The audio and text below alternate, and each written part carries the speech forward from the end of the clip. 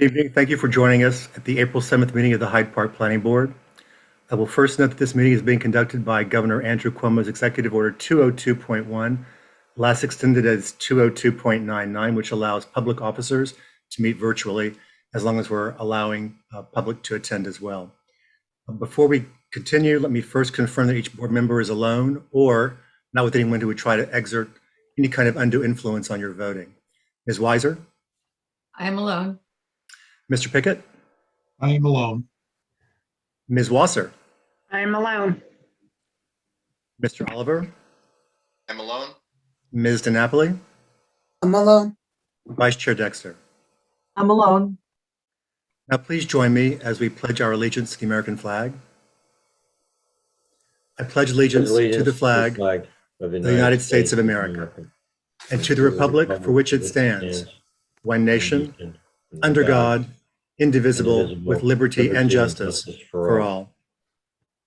Thank you. The first item on the agenda is a new public hearing. It's entitled DODIC for a second dwelling unit. The applicants are seeking site plan approval to convert a former medical office on the ground floor to another residential apartment. There's an existing residential apartment on the second floor. The location is at 4305 Albany Post Road. And Mr. Brad Will, an architect, has been representing the applicant, who's been very patient. I want to point out one more time throughout this sort of long process. We've had many discussions, and Mr. Will has been most accommodating in terms of making changes and tweaks based on comments from the planning board and our consultants. May I first get a motion to open the public hearing? So moved. Second. Thank you. All in favor, please raise your hand. Aye. Aye. Aye. Ayes or abstentions? The motion carries unanimously. Councilman Krupnik, I don't believe that anyone signed up to speak about the public hearing. You are correct. Thank you. Would any of our consultants like to make a comment? Bonnie or Pete? Tad? Would any of the board members like to make a comment? That's what I meant by saying this has been fully discussed over and over again. Mr. Will, do you want to add anything? No, I'm glad we got here, and I appreciate everybody's going along this path with us. So thanks a lot for getting us here. And I think we're looking forward to seeing the improvements that the structure will receive once you're approved. As a reminder, I'll ask for a motion to close the public hearing, but we will not take action tonight because our policy is to allow 7 days for written comments, just in case someone is watching tonight and didn't have time to sign up, would like to comment. So may I get that motion? I'll make that motion. Chris Oliver. Thank you. I'll second Diane DiNapoli. Thank you. Any further discussion? All in favor, please raise your hand and signify by saying aye. Aye. Aye. Nays or abstentions? There being none, the motion carries. Mr. Will, we'll see you in 2 weeks, but you don't really have to be here. We'll send you the resolution in advance. It's up to you. I'll plan to attend. Oh, Okay. Thank you. Thank you. Good to see you. The next item on the agenda is a continued public hearing for Dutchess County SPCA. The applicant is seeking site plan amendment approval to construct a new small medical facility. The medical facility or clinic is relocating from an existing facility on the same site. Making a motion to reopen the public hearing. So moved. Thank you, Ann. Is there a second? Oh, sorry. Seconded hand, Dexter. Thank you. All in favor, please raise your hand. Say aye. Aye. Motion carries unanimously. Since our last meeting, basically we've had, I believe Mr. Sotero has confirmed what we all suspected, that there is sufficient capacity in the existing septic system to handle that for the new medical facility. And based on what I wrote down from the last meeting, it appeared as though almost all other issues have been resolved. We first start with our consultants. Bonnie, anything to add? I'm not working on this application. Oh, that's right. Sorry. Liz is, thank you. Sorry. Mr. Sotero, any comments? No, nope. I will be, as you know, I offered our services at no charge to the SPCA to do the health department approval for them. So I'm going to submit probably in a week or so to them. So whenever the time comes, if you're going to consider approval, health department approval would be one of the conditions. Thank you. Sorry, Michael. My brain You are heard working on this hospice. application. Yeah, I my wasn't brain gonna heard. correct you.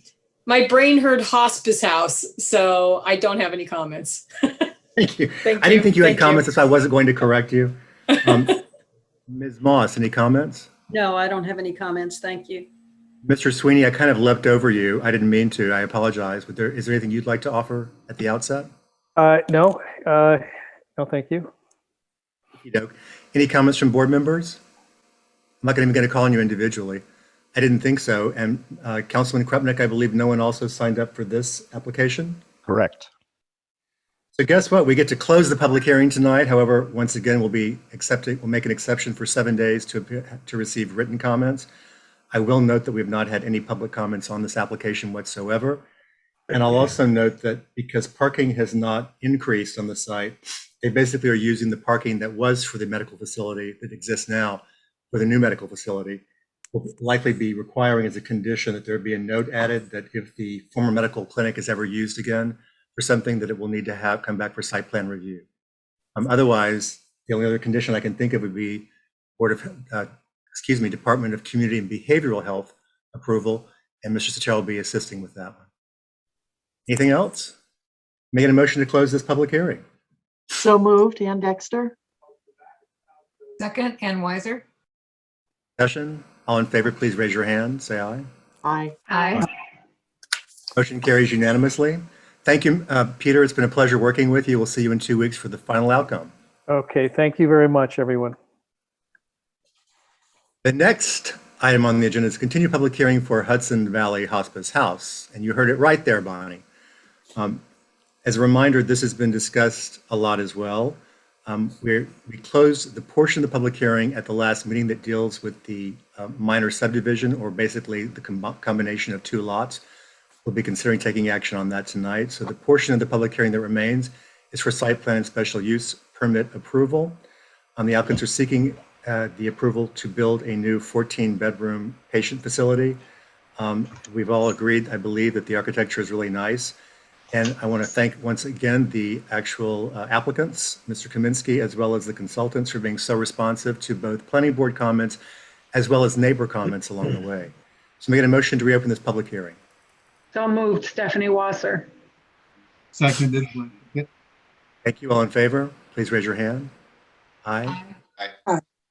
Motion carries unanimously. Let me turn it over to Ms. Zerfas. You're here, or Mr. Berger?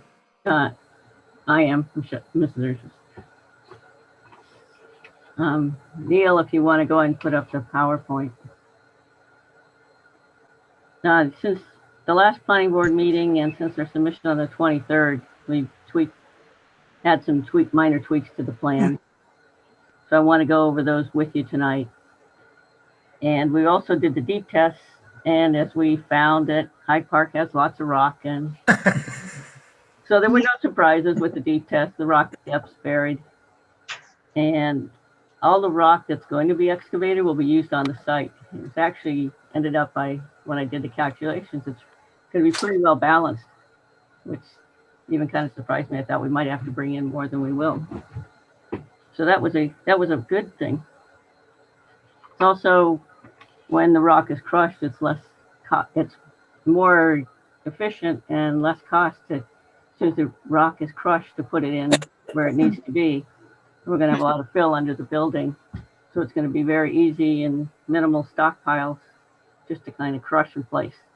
So that's going to be it. So if I could interrupt for a moment, can you tell the board how many deep test pits were done? I think I counted about 80. It was about 50. 50? Well, there are 52 originally, and we done about 20 earlier when we did the septic design. So you're correct, Michael, probably closer to 70 in total, but 52. I was counting the ones in the septic area too, that's why. I mean, yeah, absolutely. Stephanie and Diane and I did a site visit with Joe after the pits so we could take a look at all of them. And just real quickly, we also had a very clear idea now of where the entrance is, where the building will sit, et cetera. I'll mention this later on again, but we also were able to ask for a relocation of the fence along the southern side that will actually provide a better barrier for the neighbors who live on East Dorsey. Back to you, Michelle. Okay, and then in the deep test, we did come across 2 areas of shallow water. One is in that wet area that had the fragmites, and that's going to be drained out because that's underneath the courtyard.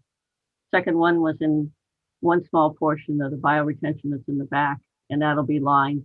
We still have enough unlined bioretention to meet the minimum runoff reduction. And in rock, you can never get 100%. So, Neil, we can go to the next slide.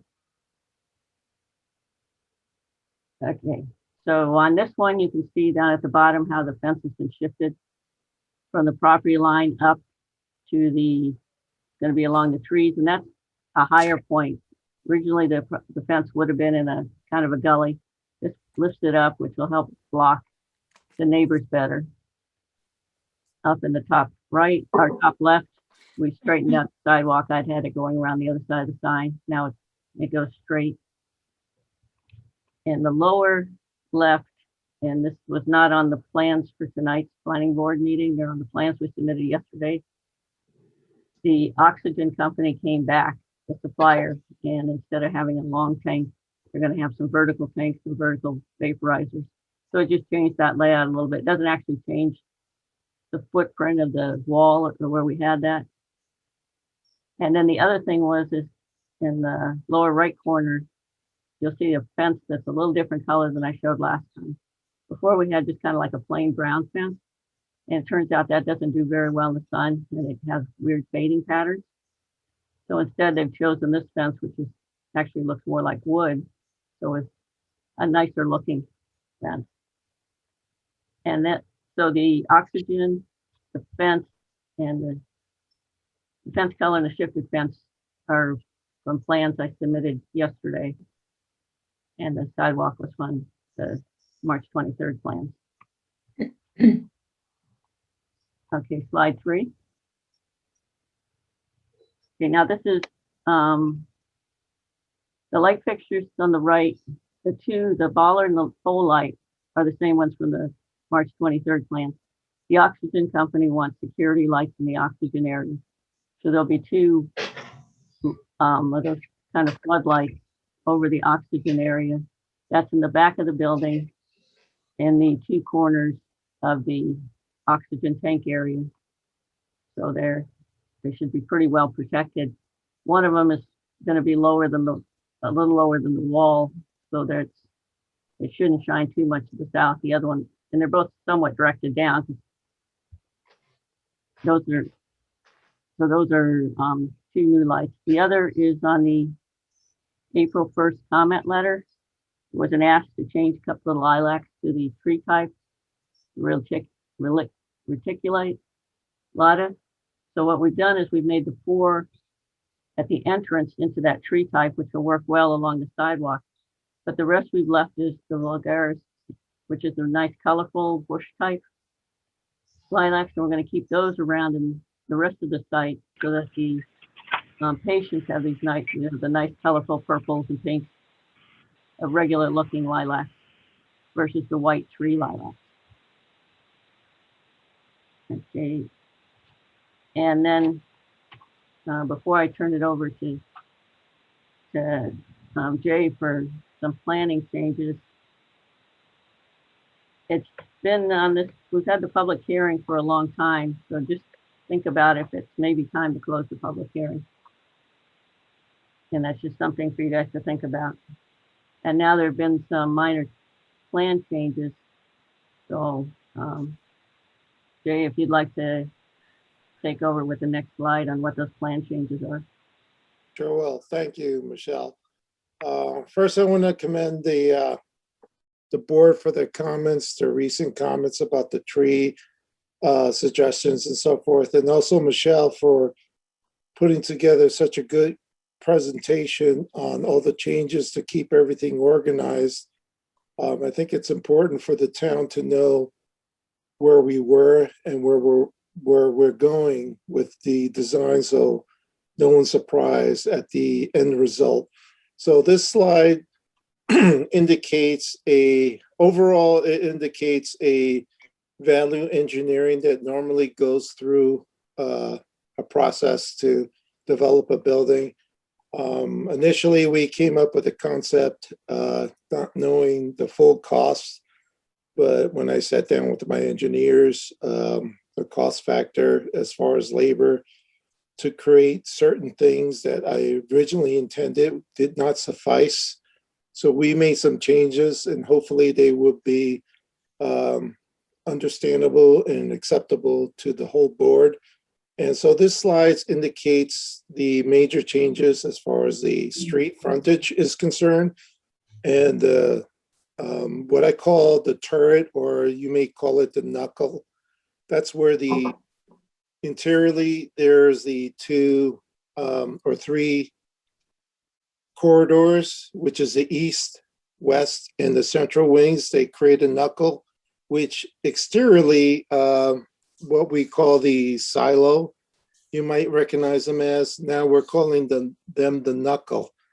And the main reason we changed these is because in value engineering, we saved $100,000 as far as labor to create something similar at a lower cost with conventional framing practices rather than using pre-engineered trusses. The other reason that we chose not to use pre-engineered trusses because the mechanical access that is required for what we're implementing as far as mechanical systems in the building, we need full access and full walking areas in the attic.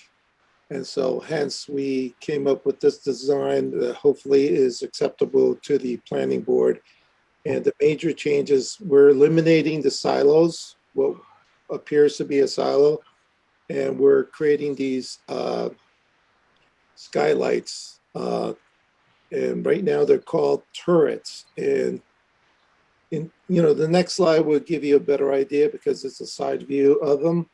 And basically they give more light into the area and a more dramatic effect as far as where the corridor halls connect to each other. And as I mentioned before, we have the east wing and the west wing corridors colliding into the center wing corridors. At that point, there's a dramatic vertical influence that we're trying to create. And I think the new design gets that through better, exteriorly and interiorly at a lower cost. As you see in the picture on the left, the turret was too complicated. I did not get enough exterior light from the exterior. The silo on the left is a solid roof. The picture on the left is actually a glass roof, which is done by a company called Renaissance. And it lets a lot more natural light into the building compared to the original design that we tried to implement. So that's that. The next slide shows the same situation from the rear, the courtyard side, where you actually see more impressed, architectural influence. That's, I think, a little bit more attractive than what we originally intended. The right slide, the silos are kind of hidden and kind of embedded into the roof that just didn't work out too well. From the courtyard, you can see on the picture on the left where the indication of the roof is a little bit more prominent than the picture on the right. So hopefully the planning board agrees with me. And I think the client agrees with me as well. So I don't know if there's another slide. I think, yep, that's it. Okay.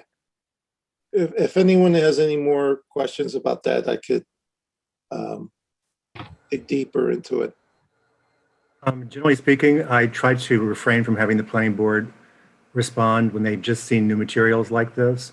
Yeah, but I will say, I will say that if that's all that changed from the value engineering, that's a lot less that changed than what I normally see, or we normally see from value engineering, quote unquote.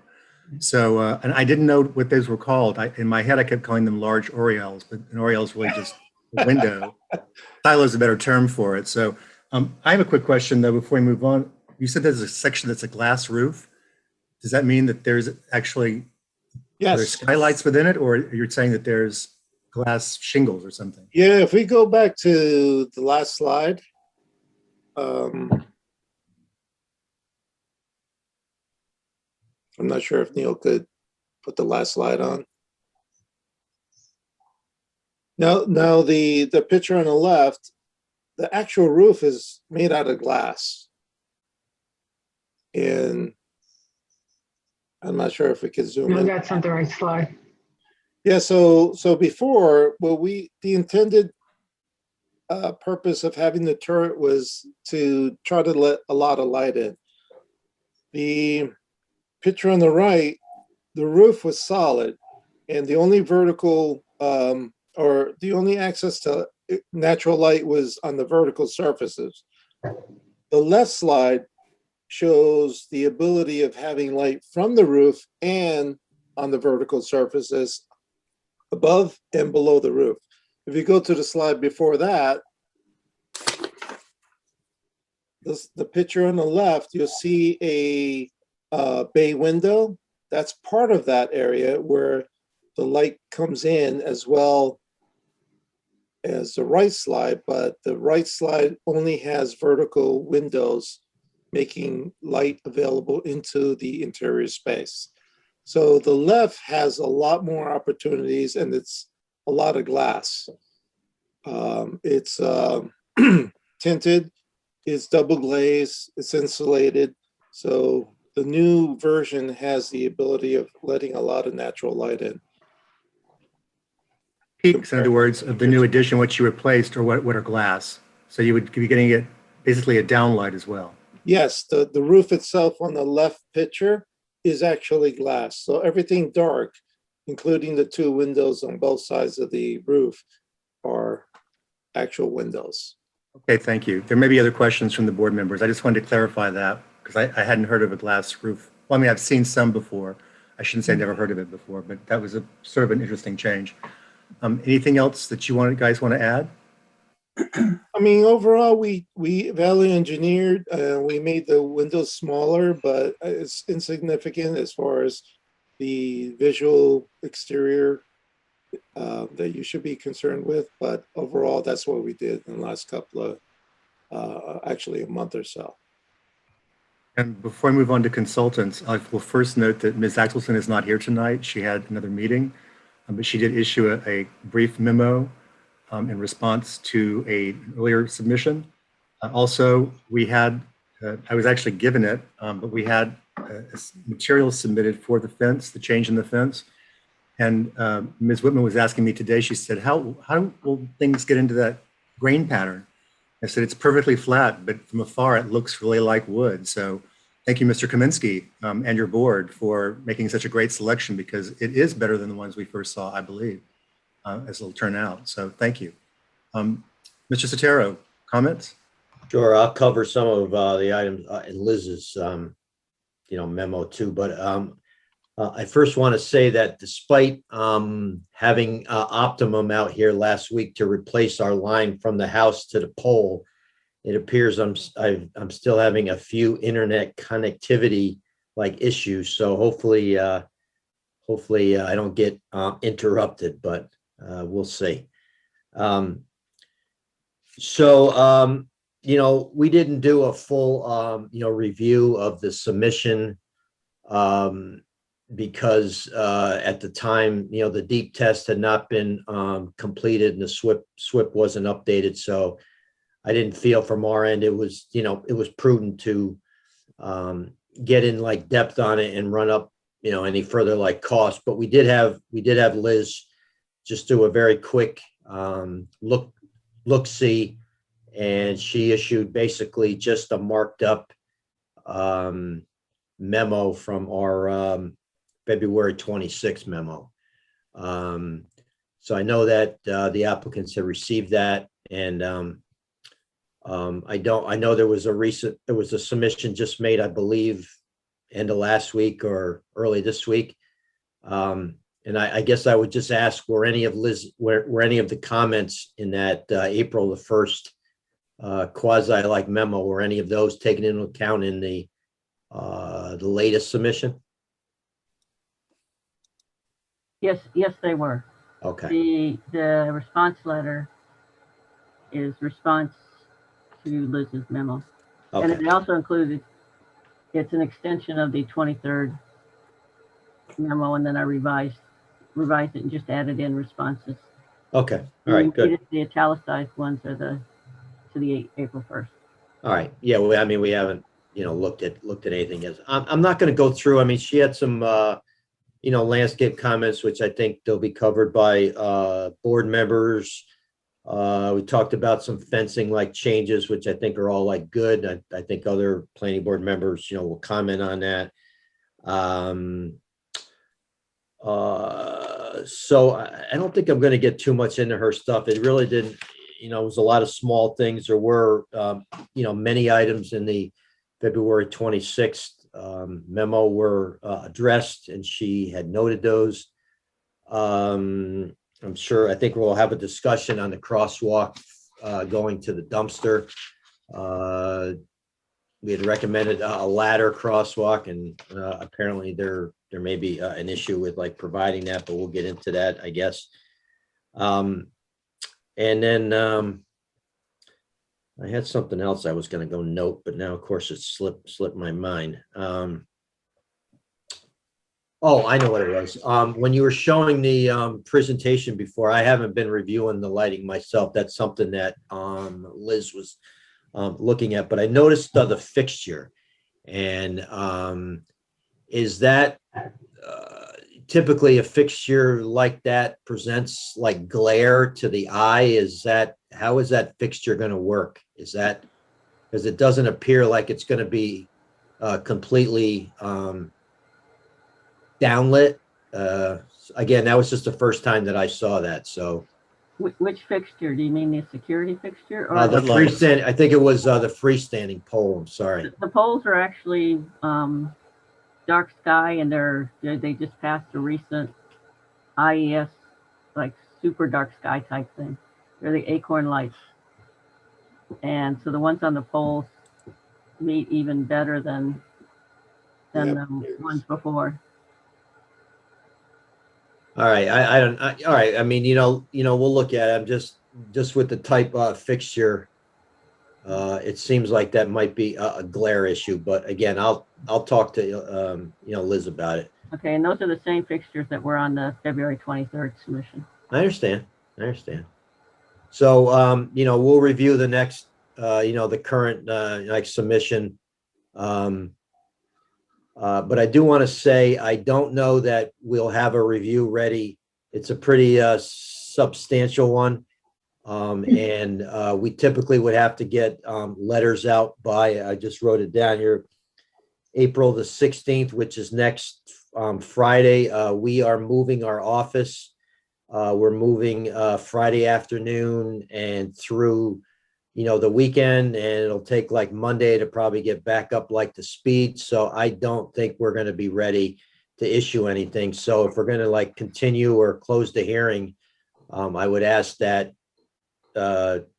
we have some time until the first meeting in May, but I'll leave that for discussion. So I don't believe we should be closing the public hearing, although I appreciate Michelle making that pitch for a client, because as we all know, if we close the public hearing, we can't receive new materials because the public is allowed to see them. If we close the public hearing right now, we'd have conditions, probably 100? So we've been working on this, and I want to get this done as well, but I think that until we get your next review memo, that we should keep the public hearing open, but just adjourn it with enough time for you to get your work done. Yeah, I mean, so I just want to mention, we're not going to be able to have something ready by the end of next Friday with like our workload and with the fact of we're moving. So that's it for me. Polidoro, any comments?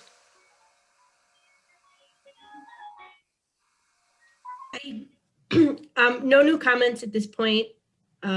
Separately, I will note that the board, when we get to the subdivision, the board can move forward on that particular piece of the application. Right. Okay. Yep. That's right. Yep. Thank you.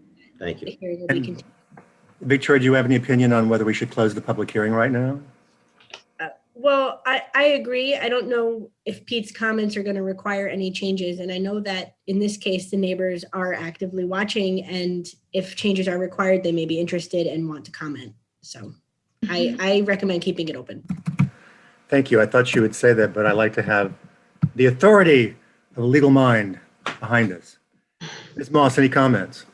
No, Do you think it acceptable, since you have a degree in landscape architecture, to keep the Syringa vulgaris at the entrance in the rear? I think long-term, it'll probably be a management and a maintenance issue. But, I understand lilacs are beautiful and they are comforting and they are fragrant. So it's, I would leave it to the applicant. I'm with you. I just wanted to point out that one of the reasons why we suggested the change to reticulata is because its roots have a different sort of pattern of forming, and they're less intrusive, and they also require a lot less maintenance along the way. So thank you, Tad. Let me start with our board members before I go to the public. Ms. Wasser, any comments? Just a few. First, I want to compliment you on the value engineering. I'm very familiar with that process. It was extremely well done, and I support those changes. I'm also good with the fence color, the revised fence color. I think that also is actually an improvement. And I was one of the board members that walked the site last week, along with Diane and Joe and our chair. And I think I'm pleased with the location of the fence on the southern side, having it sit up in a location where it's actually down, I should say, along the road, where it's actually going to block the headlights, if any, were to be in that area, which would really only be in the evening after dark. And that's really only in the winter from 4 to 6, because that's not really where visitors are driving. So I'm really very pleased with those 3 changes. I'm not sure I was clear on a comment made earlier about the crosswalk cannot be striped. Did I hear something in the beginning of the presentation about the crosswalk or not? Or am I in the previous application?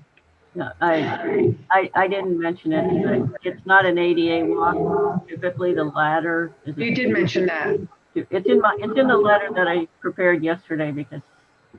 So Yeah, well, I did my prep for the meeting on Monday, so there you go. I don't do well with the last minute items, but I just want to be clear and understanding that the crosswalk is going to be striped. It's going to have just the 2 parallel stripes, but not the ladder striping, because ladder striping people think is ADA, and it's not an ADA walk. And we don't want to get people confused thinking it's ADA. And also, there's companies that go out there and sue. They look at things and they say, oh, you've got this marked as ADA, and then if it doesn't meet ADA, they sue you for having what looks like an ADA path that doesn't meet ADA requirements. And what color are the stripes? They'd be white. I'm not totally comfortable with that yet, but I'll leave my comments there. We can make them yellow. We can do whatever color. What about it would not be ADA compliant? It's a path to the garbage can. Because I don't know inside the building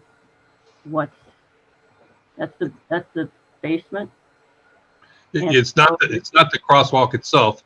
It's the path from the crosswalk to the building. And once you start a crosswalk that says ADA, you have to take it all the way from a parking space all the way up into the building to be totally ADA compliant now. So it's the whole walk path, not just a parking. This isn't a parking space. It's between the building and a refuse enclosure. Right. I understand, but you would still have to show the whole path to the building as meeting ADA compliant. But understanding that you don't want to use ADA signage, can you guys come up with some alternate that would alert drivers to a crosswalk that wouldn't necessarily trigger the ADA concern? Sure. It's the striping we didn't want. We're putting striping down, not the ADA striping. So we could put some other kind of stuff. We can come up with some. Stephanie, we interrupted you. Sorry. No, that was my last comment. Was I wasn't 100% comfortable with crosswalk, as Michelle had mentioned at the beginning. The applicants will look at, or their consultants will look at designing something that won't lead to lawsuits. Ms. Weiser? Hi. So I also love the new rosewood fence. I think that's a really good solution. Regarding the entrance and roof features, I actually like it. The new views better. The silo or turret kind of didn't feel as Hyde Parky as it's the new conventional framing around that kind of has a turret look to it. I think that feels more in keeping with the feeling of Hyde Park. And I'm in the same camp as Stephanie and Victoria about the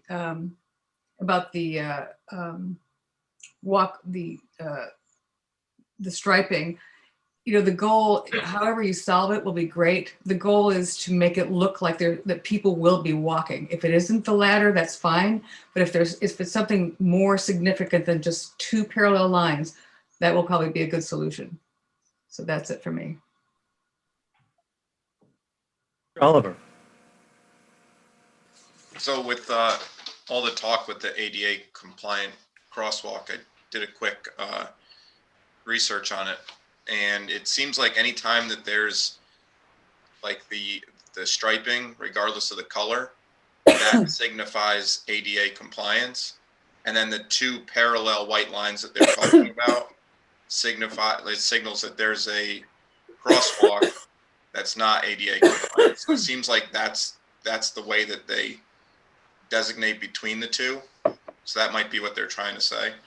Exactly. And I like the new design for the turret. I agree with my colleagues. I think it's a much better, it looks really nice and fits with Hyde Park really well. And also agree on the new fence location. I think that'll help with any light pollution from headlights that we might see there. That's all. Thank you. You're all in agreement, as often happens. Mr. Pickett. Yes. Again, I like the new fence color. The things are going to grow on it like moss and lichen and other things. And I think that it'll just over time blend in with nature. I did have a question. I'm looking at the all of acorn lights.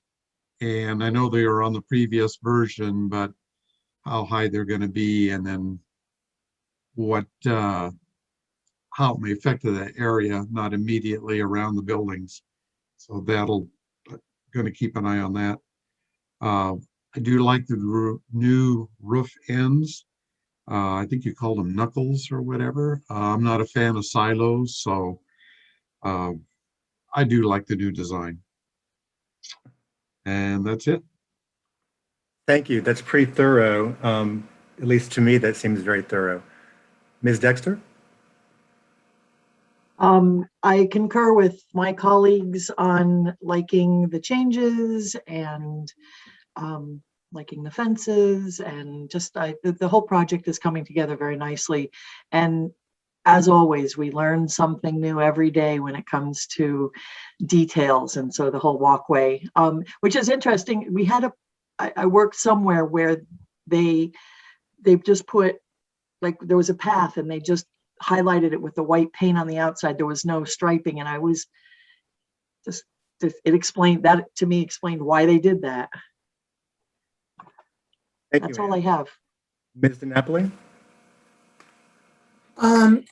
I agree about the fencing. I think it looks lovely. I really like the new changes to the roof line, though I really like the old roof line, but this one just looks better. So I appreciate that. I also learning something new about the crosswalk, and I'm sure an amicable resolution will be reached. So I will wait with bated breath. And I was one of the ones that went on the walk, and I appreciate, Joe, the time you took to go through, even though you and Michael went yards ahead of us and kind of left us in the dust. We used you as the point people of where the parking was coming around the curve. So that truly was very, very helpful. I have a question about the lights, the lamp posts. What color are they? The lamp posts will be black. The light fixtures are black, the lamp posts will be black. And what color is the base? I was just thinking concrete color. Some places the concrete will be flush, some places they'll be lifted up.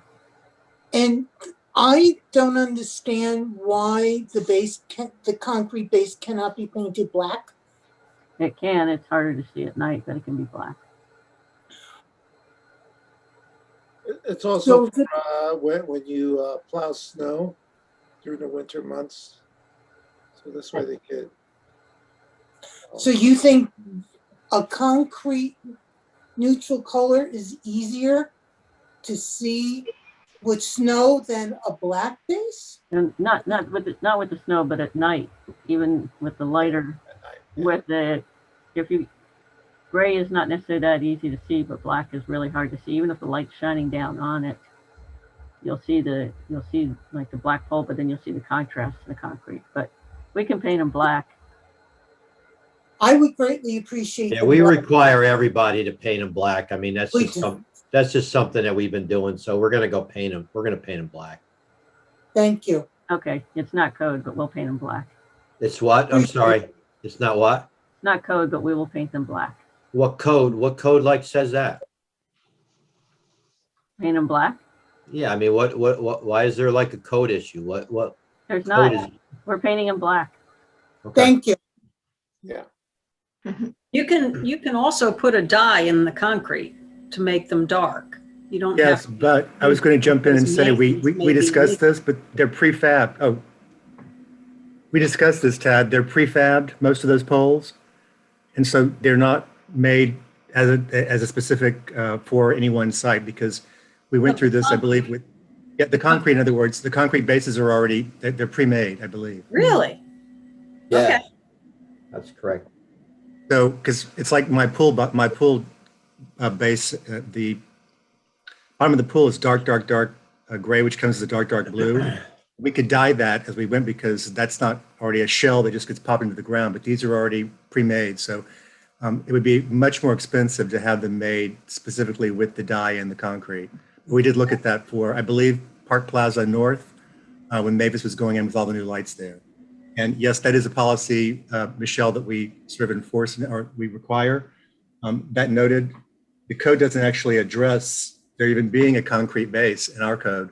It's assumed it's going to be somehow flush to the ground, but I know that would cause, when you're plowing, that causes even more of a problem because they plow right into the pole. So we allow the concrete bases. At any rate, I want to thank my colleagues. I will go ahead before I ask for public comment. Because you all agreed with the architecture, I'm going to as well. I do think, Mr. Machado, that the changes look really nice. I particularly like the fact that with the glass roof over them, you're going to be able to have even more light in, because you're right, with the silos, you would only have, as you said, the vertical, which is only going to give you really that natural light at certain times of the day when the sun is lower. This is going to give you more of that natural light feel throughout. And I know that psychologically that helps people to feel like they're in natural light rather than artificial. I want to thank Chris. This is the advantage of meeting by Zoom. He had the opportunity to take a look real quickly online to see what was going on, because I did not realize either that when you striped it, that it was assumed that meant that it was ADA compliant. We don't want to make any kind of cause for lawsuits for your clients, Michelle and Joe. So we'll see what you can work out. The real issue there is just to make sure that people who are driving, even though there's not that many cars going back there, but that they realize that there is a place where people will be crossing. My other comments were basically already more or less addressed. I wanted people to make sure that they understood where the fence had been relocated on the south side, because again, after walking it, where the fence was originally proposed is much lower. It really wouldn't have done much to block anything. So this will actually do a much better job for the neighbors. Also on sheet A-201, which was just received, and this is a minor comment, but P4 and P5, your color samples are reversed. P4 says that it's, I think, green, and that's actually the color, I'd have to pull it. And P5 says that it's bronze, and it's actually showing a green. So those just got proposed when they were going through there. Apologize for that. No. We're working on it still. I looked at it and thought, that bronze looks really greeny, and I don't think you want to have the roof be bronze. So I'm pretty sure that was the change that was made. We have some of the members of the public tonight. I'll first call on someone I don't believe we've heard from before, and I don't know your last name because it just says Kathy, but Kathy, would you like to speak?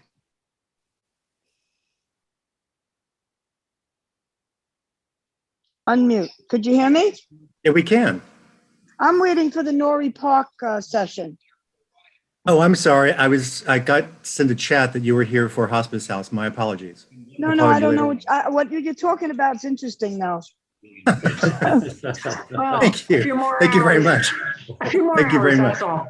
Thank you very much. Norrie Park will be coming up later. But Yes, it's and I'll not- call on but you it's then. Not a public hearing though. I know. I just want to hear it. I live next door to that lot. Got it. Okay, good. Thank you. All right. And it's nice to Thank meet you. you. And by the way, what is your last name, Kathy? Campania. Campagna. It's nice to meet you. Italian. Nice to meet you. Yes, I'm here 4 years. Well, it's a belated welcome to Hyde Park then, but welcome.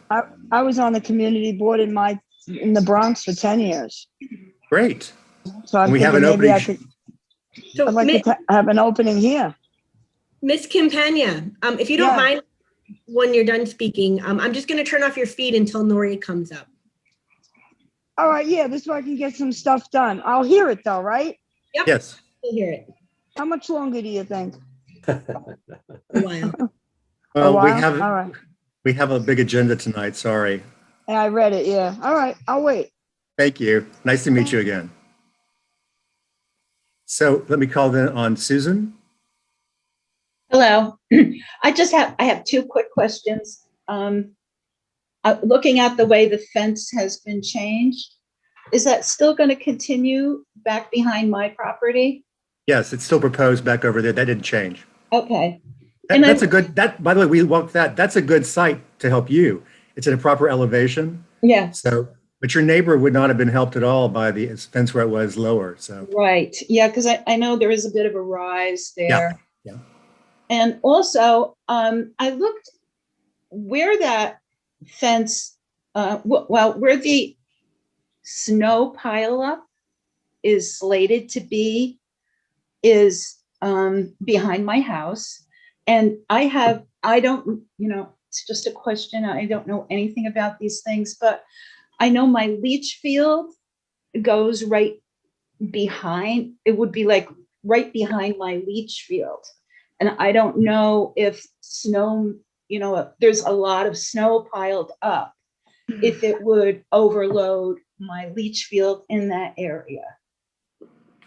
It was just a clue. Pete, do you have any opinion? Any comments on that, or Joe? Without having a map, but I think the snow storage area is quite a ways onto the hospice site itself. Okay, it's back far enough. Yeah, I away didn't think it was close to a property line. We'll look though on the next like review, but I don't think so, Susan. I think that your septics are quite a ways from it, and Okay. It's not going to have any effect, but we'll take a look at it. Thank you. Thank you. And I love the new fence. It does look better. Yeah. As I said, I actually have a physical, I was given it by one of our administrative assistants in the office. I'll be bringing it back, Kat, I promise. It was accidental. It was piled in with my stuff, but when I saw it, I had no idea they looked even that realistic. It looks like real wood, particularly from afar. From afar, you can't really tell. So Yeah. anyway, it's thank you. really It's good to nice. see you again, Susan. Thank you. Ms. Hudak, comments? Yes, hi. Does the fence come all the way around? Like, will it block my view too? I'm hoping. I couldn't tell from the site map. Michelle, do you want to answer that? I don't believe it does come all the way around. No, Miss Udak's actually 2 lots over. So she's looking through the other lots to see it. So she'll be looking through the woods. We took the fence. Well, the fence was originally right behind Mr. Gallo's yard going down. And now it's shifted, because at that location, it was down the gully. It's been shifted farther into the site to bring it up. So I'd have to look at where your lot is relative to it. Mhm. Not immediately adjacent. I didn't really look to see where. I don't think a fence would actually block your view, Donna. I think you're too far away. Okay. Well, because I can see like through the woods, I can see the Hyde, you know where the Hyde is? Like I can see that. That, So, that'd be the other direction because that's across the road the other way. Where this building is going to be, you'd have to be looking almost towards Susan's house. okay. Like I was just wondering because other like house. the car lights with the entrance and.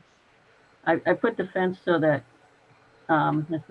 as the cars go around on any of the curves, the fence blocks the curves where the lights aren't.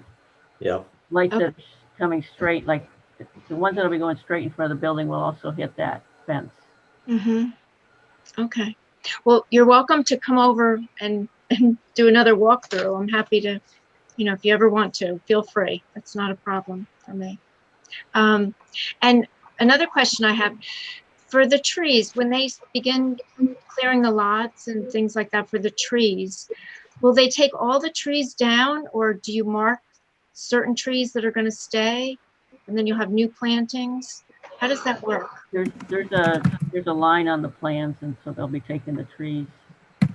They'll be leaving trees along that southern property line. But they mark them, right? So there's no like, oops, you know, wrong trees Right. go. And there's actually not a lot of trees on the site. There's big trees, but there's not a bunch of big stems. There's like little tiny stems. Big trees. Yeah, like the weed trees and stuff. Yeah. Okay. Well, I do like the plans, so, and I appreciate your allowing us to participate. So thank you again, everyone. We always want your participation. As I've said before, we don't live next door to any site, and when we do site visits, they're very instructive, but it's not like living next door and, you know, sharing your experiences.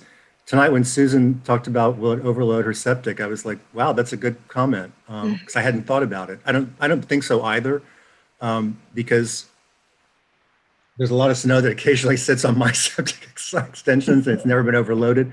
But that noted, I may have a bigger tank than you or whatever. So, but we will take a look at that again on the plans when we go through.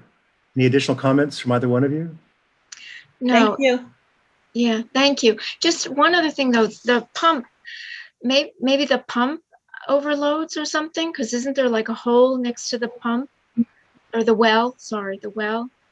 And sometimes that overflows. I don't know.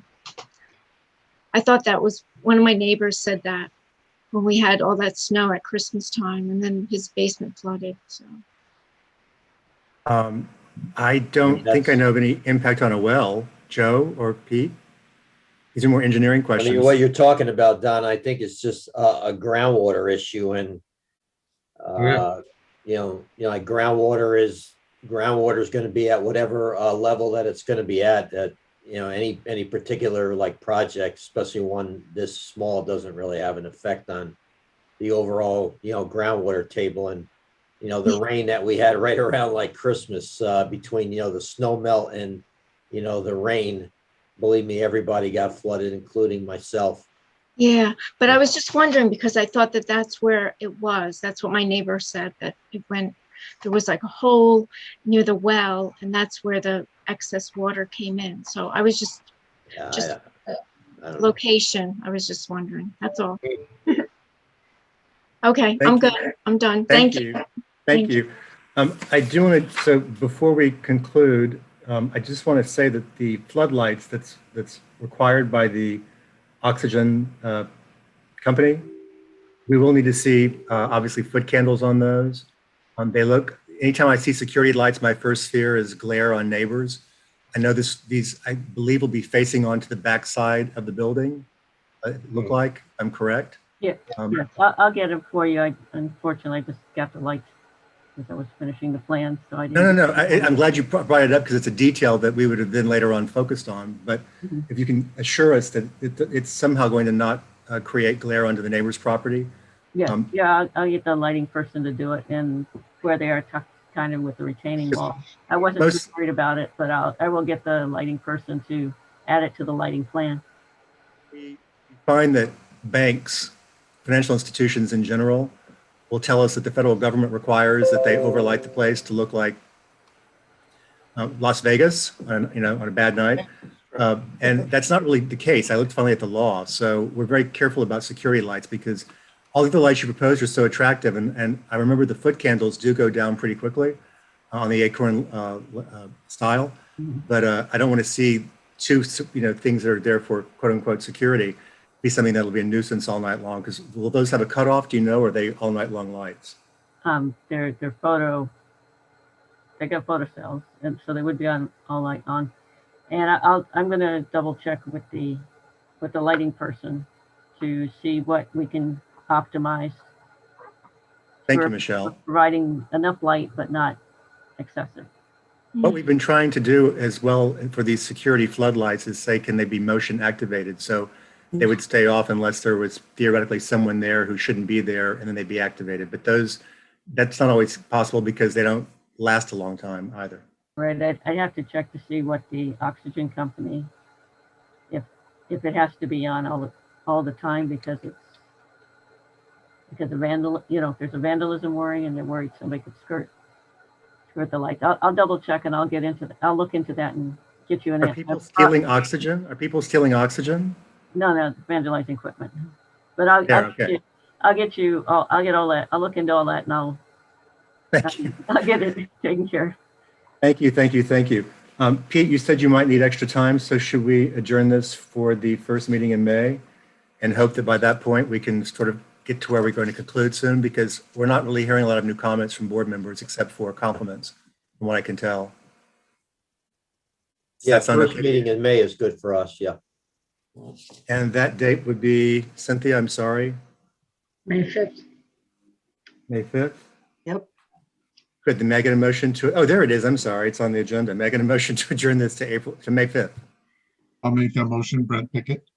Thank you. Second, Stephanie Wasser. Thank you. All in favor, please raise your hand. Aye. Aye. Okay, thanks, guys. We'll see you in a month. By the way, in the meantime, if you need to contact Mr. Berger or Ms. Zerfus, you have just go ahead and, I'd like to get this done as soon as possible. I know Mr. Kaminsky will as well. So thank you guys again. And congratulations, Jamie. You've heard nothing but compliments on the changes. And if you hear, I will put it to you this way. The last time we had a lot of value engineering, I heard groans from my colleagues instead of compliments. So you did an excellent job. Well, thank you. I try my best. I know how delicate this is for everyone, so I try my best. Thank you. And nice to see you, Susan and Donna as well. Take care. Thank you. The next item on the agenda is, again, Hudson Valley Hospice House. This is a resolution to grant subdivision plat approval. I believe this will be introduced by Ms. Wasser. Yes, thanks.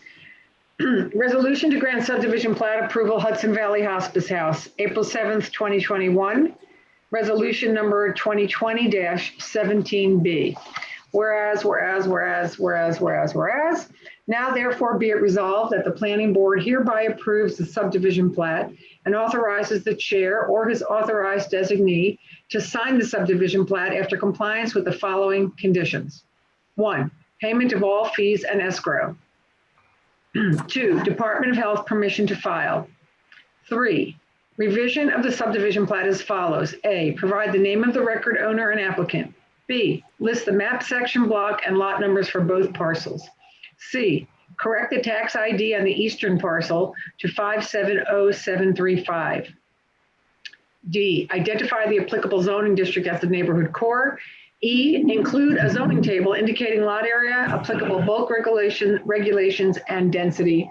And finally, 4, approval by the planning board attorney of a consolidation deed combining the lots identified as tax grid numbers 6163-02-570735 and -552748. Seconded, Brent Pickett. Thank you. Any further discussion? All in favor, please raise your hand and signify by saying aye. Aye. Aye. Motion carries unanimously. Thank you. And we'll see you guys in a month. Thank you. Thank you. The next item on the agenda is a workshop item. This will be the first time that the entire board has seen it. Ms. Moss and I have been working with the applicants for a while before this got to us. It's titled Gleason Family Properties. This is actually a site plan approval located at 517 Salt Point Turnpike. Before I continue on there for a moment, there's some address discrepancies when you go to parcel access, so don't worry about that. We verified this is 5177 Turnpike. I promise you. Ms. Gleason and Mr. Andrews have been very patient every time we raise this issue up. Basically, the applicants are seeking to revitalize some existing historic structures. They're proposing one to have an office use and the other to have a storage use. There was some confusion or discussion about whether the storage is accessory to the principal use, the office, or whether it's a standalone use. Storage is considered a general commercial use, and I believe that's what the applicants are pursuing it to be. So it wouldn't be, in other words, storage for the office. It would be a separate storage facility. Otherwise, we've had comments from both Mr. Sotero and Bonnie that they can get into later on. But let me first turn it over to Mr. Andrews. Good evening. My name is John Andrews. For the record, I am with the firm of Rohde, Stoika & Andrews located in Poughkeepsie, New York. And I'm here on behalf of the Gleason family properties. Also with me this evening is Catherine Gleason, who represents and is one of the owners of Gleason family properties. As the chairman said, what we're proposing to do, and I don't know if it's appropriate, Mr. Chairman, to share my screen, if that's possible. I believe you can. Victoria, Yes. I think. Yes, go right ahead. Okay. Let's see. There we go. We submitted a site plan package. For those of you who are old time locals, this is the former RIMF feed store. It's been vacant for a lot of years. It's seen multiple uses. There are two existing buildings on the site. The larger building with the narrow end facing Salt Point Turnpike is a former storage facility. It's an existing barn. The other building at various times has been an office, has been a small retail shop. It's had a variety of uses. They've kind of been idle for a number of years. What the Gleasons are proposing to do is restore the buildings basically as is, to recondition them. The building A, the larger building, will remain as storage. As the chairman said, we had originally wanted it standalone. My understanding of your zoning, it's not quite allowed, so it has to be accessory storage. It can't be another principal use, but that's a discussion item perhaps we can have. The other building is going to be returned to an office. We are proposing a general office at this point in time. Some of you may have seen a sign that identified Dr. Gleason. Catherine is in fact working her way toward a doctorate. Whether that's going to be her office or a general office remains to be determined. For that reason, we did not seek the specific occupancy of a medical office because we don't know whether that's going to be that way or not. To the best of our knowledge and belief, there are no existing facilities on site. There is no well that we can locate. There is no septic. There was, to the best of our knowledge, no bathrooms in any one of these facilities. As a consequence, we're proposing to, as part of the office, put in a new wastewater disposal system and drill a well. Those of you who've been out there, it's kind of an awkward configuration. The line of sight from that existing gravel driveway is not the best. Particularly looking to the north, up and over Salt Point Turnpike. We propose to relocate the entry drive, new DOT entrance. It will necessitate some off-site work to clear the line of sight, but once we clear that line of sight, we can see down to the bottom of the hill and up the other side, more than sufficient. We have proposed a number of parking spaces. The issue was raised, do we really need this many? We considered the two uses. We showed 8. We are fully capable of reducing them should that be the pleasure of the board. And we tried to pretty much preserve the existing look. We don't propose major landscaping because most of our neighbors are uptight to Salt Point Turnpike as well. We are proposing to return most of the frontage to grass and kind of, minimize the view, and the buildings themselves, hopefully once they get restored, will be relatively attractive and kind of reminiscent of their earlier days. We are proposing one slight modification, which is the addition of 2 overhead doors on the back. The reason there's two, the way that this building is supported, it's got a peak, and there's a series of posts and columns, so I couldn't put a center door in the back. So we proposed two doors, one on either side. Unfortunately, there's a misnomer here on the front. It says overhead door. It's actually a sliding barn door. I think it's the client's intent to restore that to its full functionality. There always has been kind of a little loading area in the front. We propose to preserve it. Because of what's surrounding us, the septic system has to be way up in the back. That's the only area on the site that meets general standards for the health department. We have scheduled deep and percolation tests, the deep test to be conducted tomorrow with the Board of Health. So, but other than that, we have received both Mr. Sotero's comments and those of Ms. Franson. Mr. Sotero's, we have no issue with, and we will address all his concerns in future submittal. And I am sure, as Pete will tell you, our friends at DOT will make sure that we cross the hurdles associated with drainage. We have a couple items from the Franson letter that perhaps are worthy of discussion. The first is the quandary of how do we classify the uses on this site. We thought, based on our discussions, our earlier discussions with Mr. Dupree and Ms. Moss, that we had properly categorized them. We're open to suggestions. The other item that she raised is landscaping and street trees.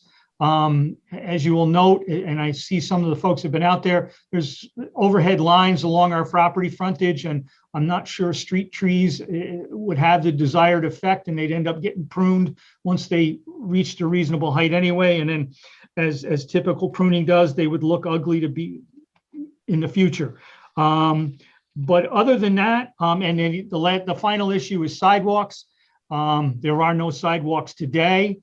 I'm not sure there will ever be sidewalks. If you've walked along Salt Point Turnpike, it is a interesting highway. I would suspect that nobody ever does the speed limit through there. And as a consequence, pushing pedestrians that have nowhere to go on either side of us up against the highway might not be in the best interest. So we would ask that the board consider waiving the requirement for sidewalks. Other than that, unless Ms. Gleason has some things she'd like to add, we're prepared to deal with your questions and move forward. Gleason, would you like to make a statement of any kind? No. Oh, come on. Tell the rest of the board about what attracted you to this property in the first place. Can't you see I'm outside? I love nature. Also, you've grown up, you remember when it was in its heyday, when it was actually being used, and you discussed with Tad and I that you wanted to make sure that we preserve some of our sort of architectural history, our rural or agrarian architectural history. Well, yes, and this is the first property that you see entering the town of Hyde Park on Salt Point. And I think it makes a huge statement of what the town of Hyde Park is and the beautification of it. Thank you. That's what I was looking for. I'm sorry I had to pull it out of you there. So I thought the board would be interested in hearing because I was. It's funny. I do remember when we first moved here 28 years ago, there was some activity there, but I wasn't in that part of town very often. And over the years, as I've driven that way, I feel sad when I see that it's just fallen into disuse, and the idea that there could be blossoming of use there, that there would be something to reactivate the area is exciting. So I also, go ahead. We have discussed that the area is developing, even with BOCES expanding and so forth, more people, that road has become much more traveled. And people do see that and note that area. It has. That sort of lets me segue into the fact that I'm going to ask the board members tonight to kind of weigh in on the sidewalk issue. It's been the board's policy that we've basically required sidewalks anywhere along 9 and 9G, but these neighborhood business districts, if they're in areas where the design speed of the road is lower, we feel like it'd be safe for people to walk along the roadside.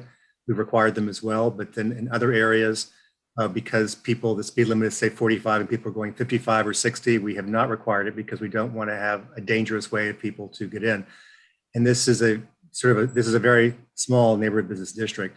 Now small, some we have, because we have one that's just one parcel, but it's still a small one. But I'll be asking the planning board members to weigh in on that fact. Mr. Andrews, that was a really concise, great summary. Thank you. Let me first go to Mr. Sotero. Yes, sure, for the ever exciting engineering comments. I find them exciting, Peter. So. Oh, come on. How are you, John? Haven't seen you in a while. Yes, sir. I'm well. Thank you. Good, good. Yeah, I mean, we really didn't have any. I just, the sheet flow issue on the site, as John said, that's going to be something that the Department of Transportation, will deal with. And then the only other one that we discussed at our agenda meeting was just that to make sure that up on the hill that, minimal clearing, was done for the septic area. And John can just put a note on the map that says that the clearing is limited to what is shown on the map. Because as we all know, we have had a few issues in the past, with other, projects. So that's it, for me. That was very discreetly worded, Peter. Thank you. Yeah, thank you. Ms. Franson, comments? Hi, so I did prepare a memo. I just wanted to note I had been out the site recently. I did see some construction equipment, and just a reminder to everybody that once an application is submitted, we've started the seeker process, and there shouldn't be really any big alterations. Things like testing, et cetera, are acceptable, to the extent that it's limited to the area that's being tested. So again, just a reminder. And just for the record, if I may, that equipment is there for testing. The testing is going to be conducted this week. And B, I don't know when you were out there, but if you look through some of the older pictures, the previous owners kind of left the site a mess, and there were some issues in and around the building. So, and it was not done without notifying the town. The Gleasons did step in to do some cleanup. There was some storm damaged trees and other things. So it's not their intent to do anything more than to clean up and maintain their property. We realize we're in the middle of an application process, and they intend to abide by that, but they do have an obligation to protect the properties and clean them up and make sure they're safe, because regardless of being private property, people have a tendency to wander through sites like that, and it's just been an effort to clean it up. No disrespect to the board intended. Thank you. And again, it was just more a reminder to all. I think we cleared up the matter with regard to the ownership. The Gleasons did provide information that confirmed that, in fact, it has been turned over to you. And this was brought up in the zoning administrator's memo as well. I don't know if you're using these as offices or if there's the potential for a medical office.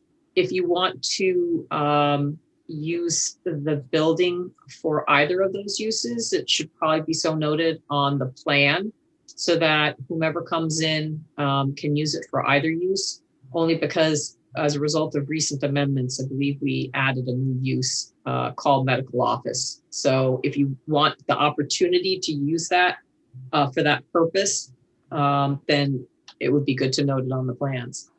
I think we have cleared up the accessory storage discussion. So if that's going to be another principal use, which is a general commercial use, then you'll take care of that in the notes on the site plan. Okay. The scale, just a reminder that the NB zoning district does have a scale requirement, and it not only takes into consideration the size of the buildings, the floor area, but also parking. And so there is a limit of 7,500 gross square feet for the total scale. However, there's another section of the code that allows you an increase in that scale if you adaptively reuse buildings. So if the intent is to keep these buildings, adaptively reuse them, and you are exceeding the 7,500 square feet, we don't know what that calculation is at this point. You do have the opportunity to expand based on that section. Might I ask a question regarding that? The Building A barn has a gross square foot of 2,232 square feet. The small office is 720 square feet. Obviously, they're well under.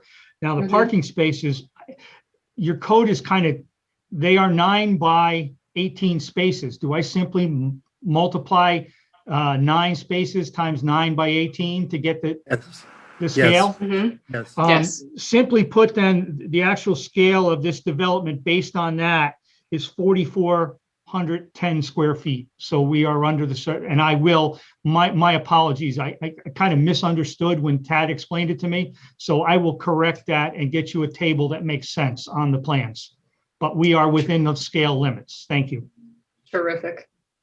I will note that it seems that you have an adjoiner that may at times encroach onto the property with vehicles. And I don't know, other than lawn, whether you were going to perhaps consider some kind of barrier so that once you change out the gravel and beautify the property, that your landscaping, whatever you put there, is protected. So I just wanted to note that for the record. Thank you. We'll consider that. We had originally not decided on a fence, then we were hemming and hawing. If we can make everything look the way we want it to look, we might consider a limited fence through there. Yeah, just maybe something, to break it up. Yes. To break it up and then to kind of show where your property boundary is. Yep. In general, for procedure, the planning board is doing a site plan review of this application. It'd be useful to have the full list for referrals. It'll go to Dutchess County Health and New York State DOT, obviously. A public hearing will be required on the site plan. The planning board, in terms of seeker, this is, it seems, reuse of existing buildings. And this is really, I'll defer to Victoria on this, but this may end up being a type 2 action, not requiring seeker if this is considered reuse. So, if that's the case, then I don't think we have to worry anymore about the short form.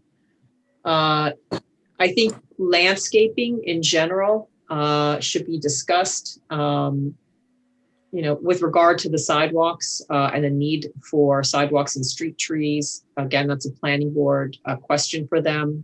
They know, these areas in terms of traffic and whether it makes sense to put those types of facilities in various areas of the town. And, clearly there aren't sidewalks here at present. Tree line, I think if we could just add to the map, the tree line to ensure that, whatever's there, whatever you intend to preserve will be preserved. I think, it's a little unclear. I believe there were some comments or notes that said that you were going to clear a lot more area, but it also seemed to indicate that you might just take out some of the undergrowth, saplings of that nature. So, I think it should just be made clear that either the planning board is going to ultimately see a site where you're going to put in a whole bunch of lawn, or whether you're just cleaning out the woodland, or if you're going to leave it alone. And that kind of speaks to the limits of disturbance and, again, the extent to which that wooded area will stay there, understanding that you will do some disturbance within your septic area. Okay. We talked about parking. I had just a general question, and I think I would defer to Tad, but you do show this loading area in the front of the building, and it is within the required yard. I don't know if loading areas are allowed there. And in general, it also raised a question as to whether, if this is a storage area, do you intend, potentially could someone bring in a box truck, drop things off? How would they maneuver through the site? Is there enough space?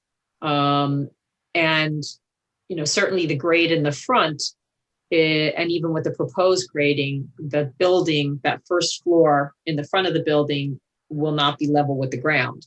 So if you're using that as access, obviously there has to be some kind of, either you're putting it in or you're using a truck because it has a raised platform, right? So that is correct, yes.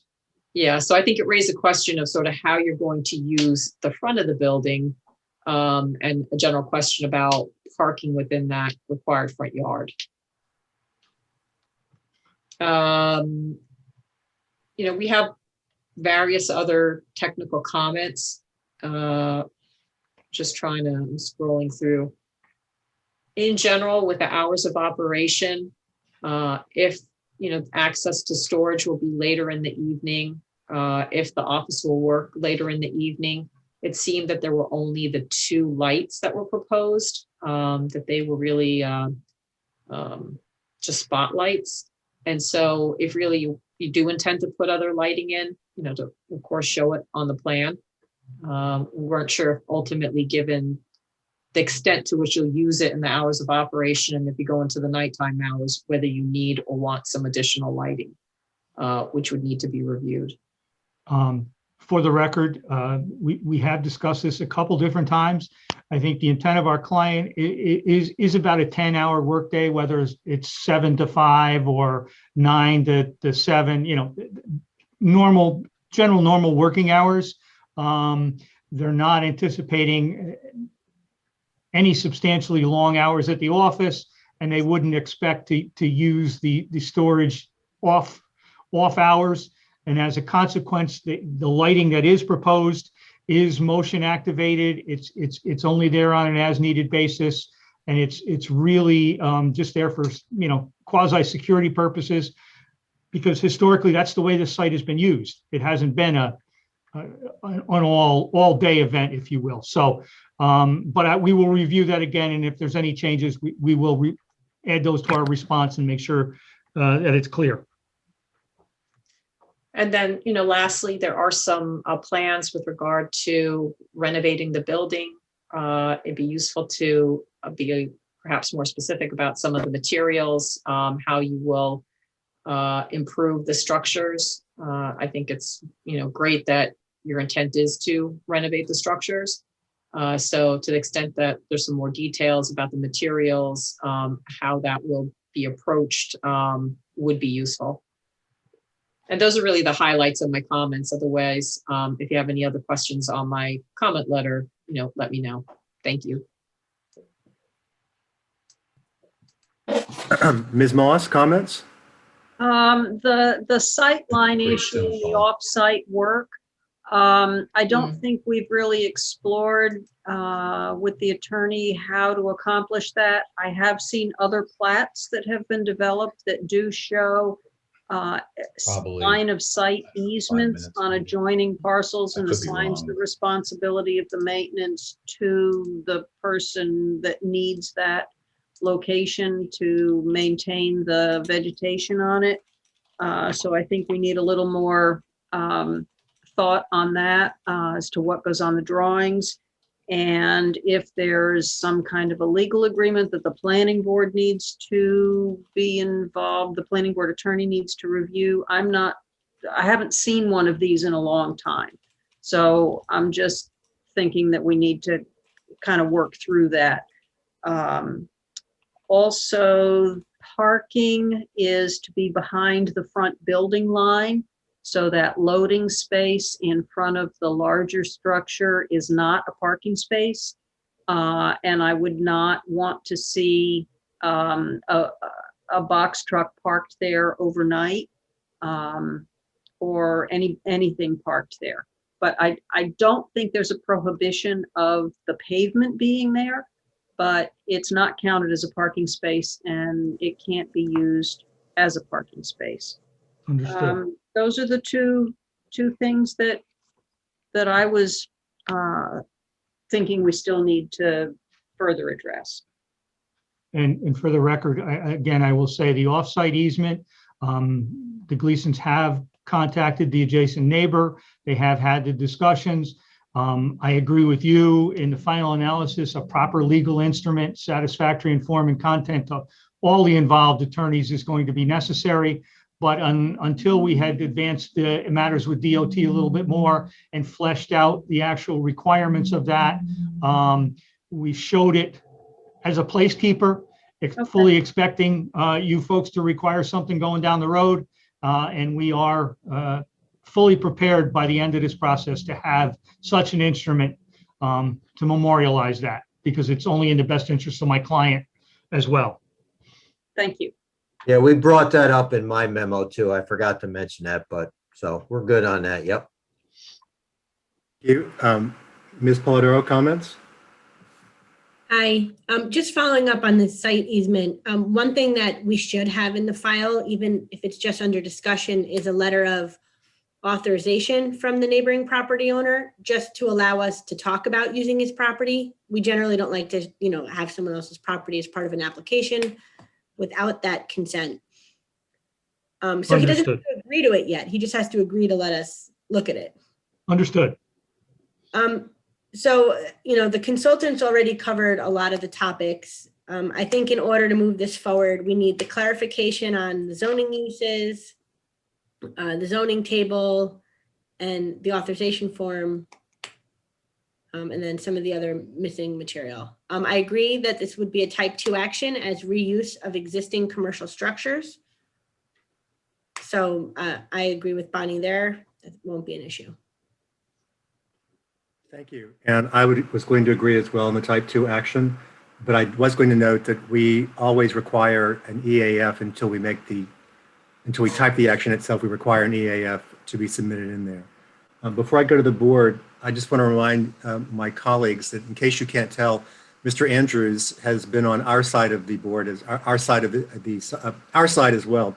As you can tell from the way he speaks, he's a thorough professional. It's been a pleasure to work with him thus far. And again, he represents towns as well as individual single clients. So let me start with Ms. Dexter, comments. Thank you. When I first saw this application, the first thing just two things actually. One was, wow, they're putting the parking behind the buildings first. We didn't even have to ask them. So I was very happy to see that. But just in general, I'm really happy to see someone like the Gleasons acquire this property. It kind of means something to me. I grew up in Hyde Park. That was an old feed store. That's where we used to buy our cat and dog food. It kind of blows my mind that there's no water or septic on the site. So it just makes me scratch my head. What did they do all day except maybe run across the street to Elsie's, I think was the name of the little general store across the street. Keeping in mind that was a farm, that might perhaps be a question you don't want an answer to. Well, this is true. I mean, manure is manure. But anyway, this looks like a really wonderful project. I gotta say, when it comes to sidewalks, this is not a good road to be walking on at all. It's a scary road. It's got a lot of roads that meet up with it. And again, people, they pull out. It's really scary to pull out onto Cream Street onto this. You just close your eyes and just gas it. So I'm not sure I'm a fan of a sidewalk right in here. So I'll just go ahead and say that. But this looks like a wonderful project. And I remember there was a tack stop in the big barn there. I think that might have been the last commercial use of it. And I think I bought a pair of cowboy boots there. That's all I have. Now I'll fully confess that I called on you first, Pam, because you are on the board, someone who's lived here your whole life, and so or most of your life. And so I thought it'd be interesting to see your viewpoint from the historical perspective. I don't think there was an Elsie's here by the time I got here, and I was also surprised that there wasn't any water or septic there either. But on the other hand, back in the day, they may have just gone to the neighbors. You're right. One never knows. Or as Mr. Andrews was sort of alluding to, maybe like many guys, we just went outside and did it there. You never know. But at any rate, thank you for those comments. Thank you for those comments. Mr. Oliver, comments. So this property is probably less than a mile from my house. Right. And I drive by it every day. And I'm really excited to see somebody put it to use. I drive by thinking, I'm really amazed that nothing's there. Like Ann said, I'm happy to see the parking in the back first. And I too do not think it's a good site for sidewalks. So that'll be perfect, Chris. Perfect, Chris. Thank you. And I also called on you second because I know where you live, and I know that you're familiar with this property like nobody else around because you do cross it every day. I've driven past it several times, contemplated looking into purchasing it, and I'm glad to see somebody's doing something with it. The Gleasons got there first. Ms. Weiser, comments? So I too am happy to see this moving forward, and I agree with my colleagues that the Salt Point Turnpike is not the appropriate place for sidewalks. In reference to your barn, I think your barn is just amazing. Is it at all possible to restrict vehicular access to the rear of the barn so that the front can be just pristine and maintain its rural nature? Like, in other words, do you need access to access the barn from both front and back? I would like to. Just the way it's set up, and that's an 8-foot access in the front. But not 8. That's the only place where there's a single access door. And wide. Okay. we did Okay. and your planner is correct. The front of the building drops down, so that door bottom is about pickup truck or truck height. So it's one of those doors where you could kind of roll up to it and move the material into it without having to drive into the building. So, and it's going to be a limited access. That's why we put the doors on the back, preferring that people would use the back. But because it was such a nice feature on the front, we decided to keep it and give people access in case it was necessary. Okay. That's it for me. Thank you. Thank you very much. Ms. DiNapoli? I have not much to add that my fellow members haven't stated. I concur Salt Point Turnpike, just by its mere name, suggests sidewalks are not appropriate. And thank you for undertaking this project to restore a beautiful old historic barn. Thank you. Those are great comments. Mr. Pickett? Yes, I too think sidewalks, again, are not needed, but I'd like to see that money put elsewhere. Mr. Andrews said that they want to make the site relatively attractive. And so I think if you were to take that money and put it into trees and landscaping and lighting, it would be, like Catherine said, it'd be the first property you would see coming into Hyde Park. They can make a nice looking facility. So I think hopefully in the site plan and elevations and things like this, we'll get a good idea of what the planning is. Thank you, Brent. And Ms. Wasser? I agree, no sidewalks. I also want to really thank Mr. Andrews and then Bonnie's back and forth with him. It was so concise and informative because sometimes just even visiting the site and looking at the plans, it was just really tight, and I have a much, much better understanding of what you want to do there very efficiently. What are you using for, what do you intend to store there? I'm curious what the storage is about. Don't have any specific things at the moment to put in there. So it's a business venture, or is it accessory to your practice or the practice that goes in there? No, it wouldn't be accessory to what I have. Okay. As a general office. I was just curious what might be being moved in and out there, and that's it. I'm looking forward to it. Thank you. Ms. Gleason and Mr. Andrews, I think you've heard positive comments from the board. You've got a conclusive statement that we are willing to waive the sidewalk requirement. I certainly will echo their comments because I don't think this is an appropriate area where we're going to have a lot of kind of neighborhood activity. And if someone wants to go between the commercial uses, they're welcome to walk, on the land itself. And I would hope not even between the fog line and the edge of the pavement from the highway. Because when Ann said you kind of have to, when you're going off Cream Street, taking a right or a left onto Salt Point, she's right. There is a sort of, okay, I'm going to hope for the best and floor it. And that's what I think causes people to speed so quickly and through there. I'm also excited, you can probably tell by the idea of revitalizing these historic structures, particularly because it does sort of speak to Hyde Park and what Hyde Park used to be. It wasn't until we had a solar farm, a solar array application, that I learned that Cream Street was named Cream Street because it's where all the dairy farms used to be. So we're always learning more things up here. And, just hearing what Ann said about crossing over to Elsie's made me think about my own, sort of childhood growing up in the South.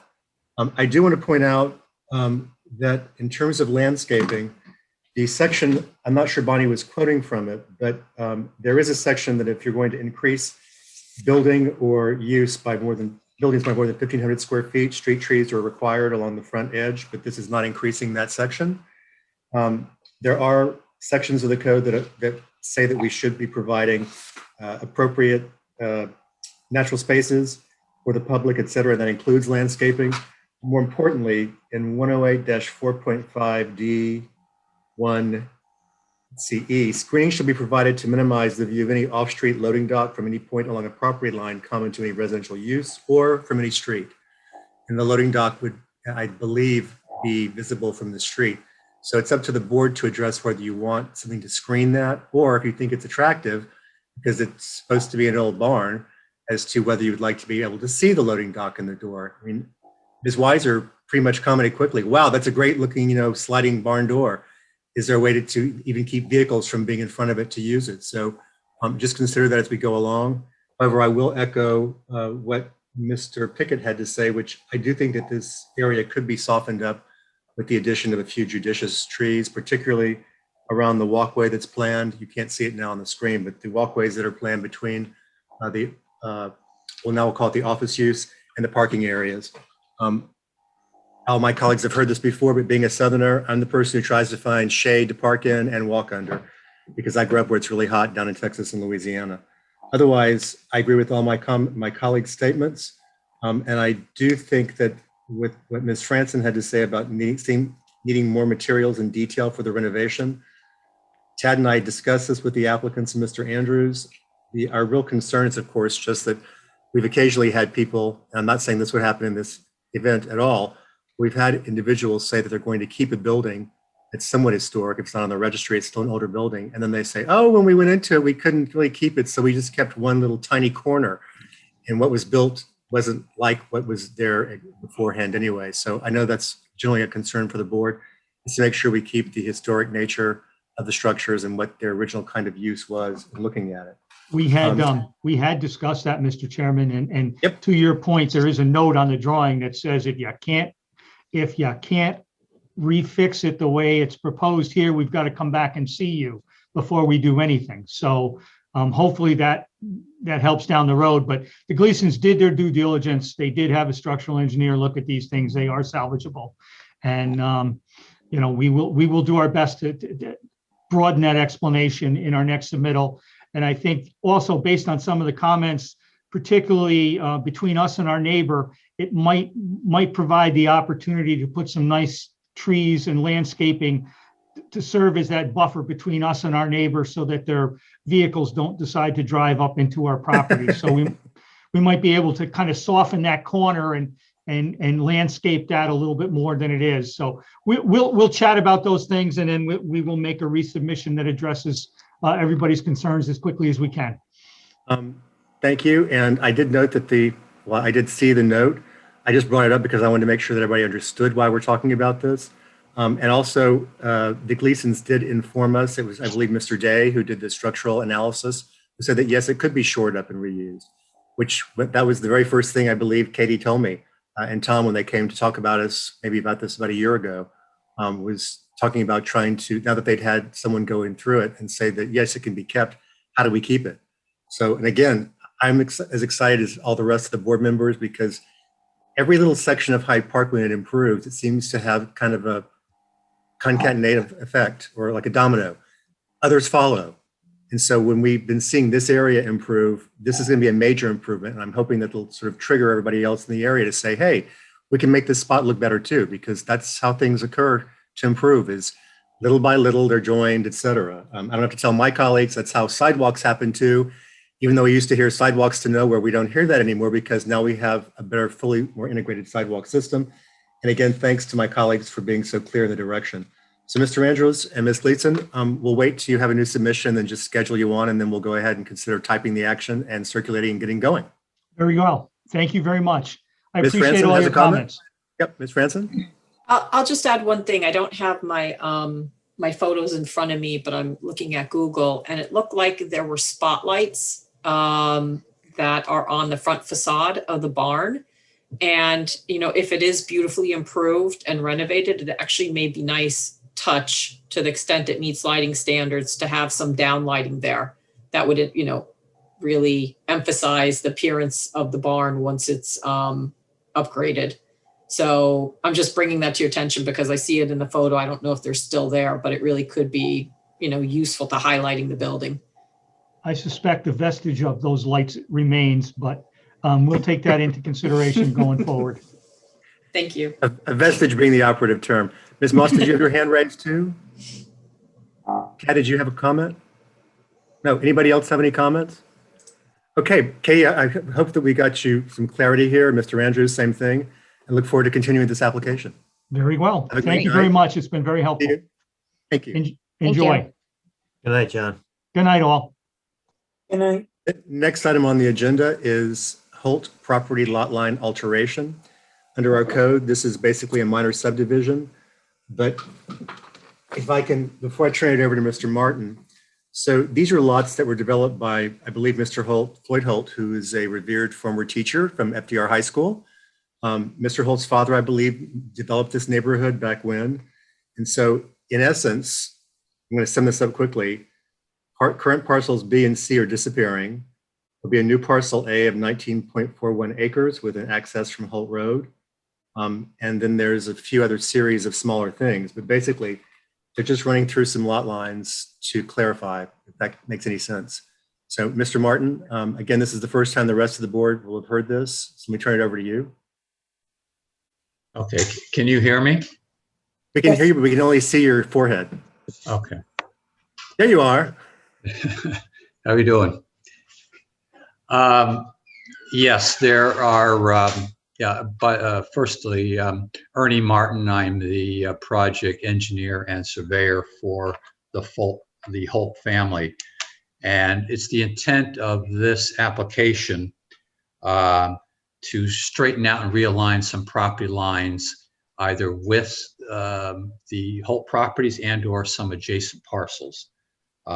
Firstly, there's two large parcels owned by the Holts. One is about 16 acres that fronts on Holt Road as well as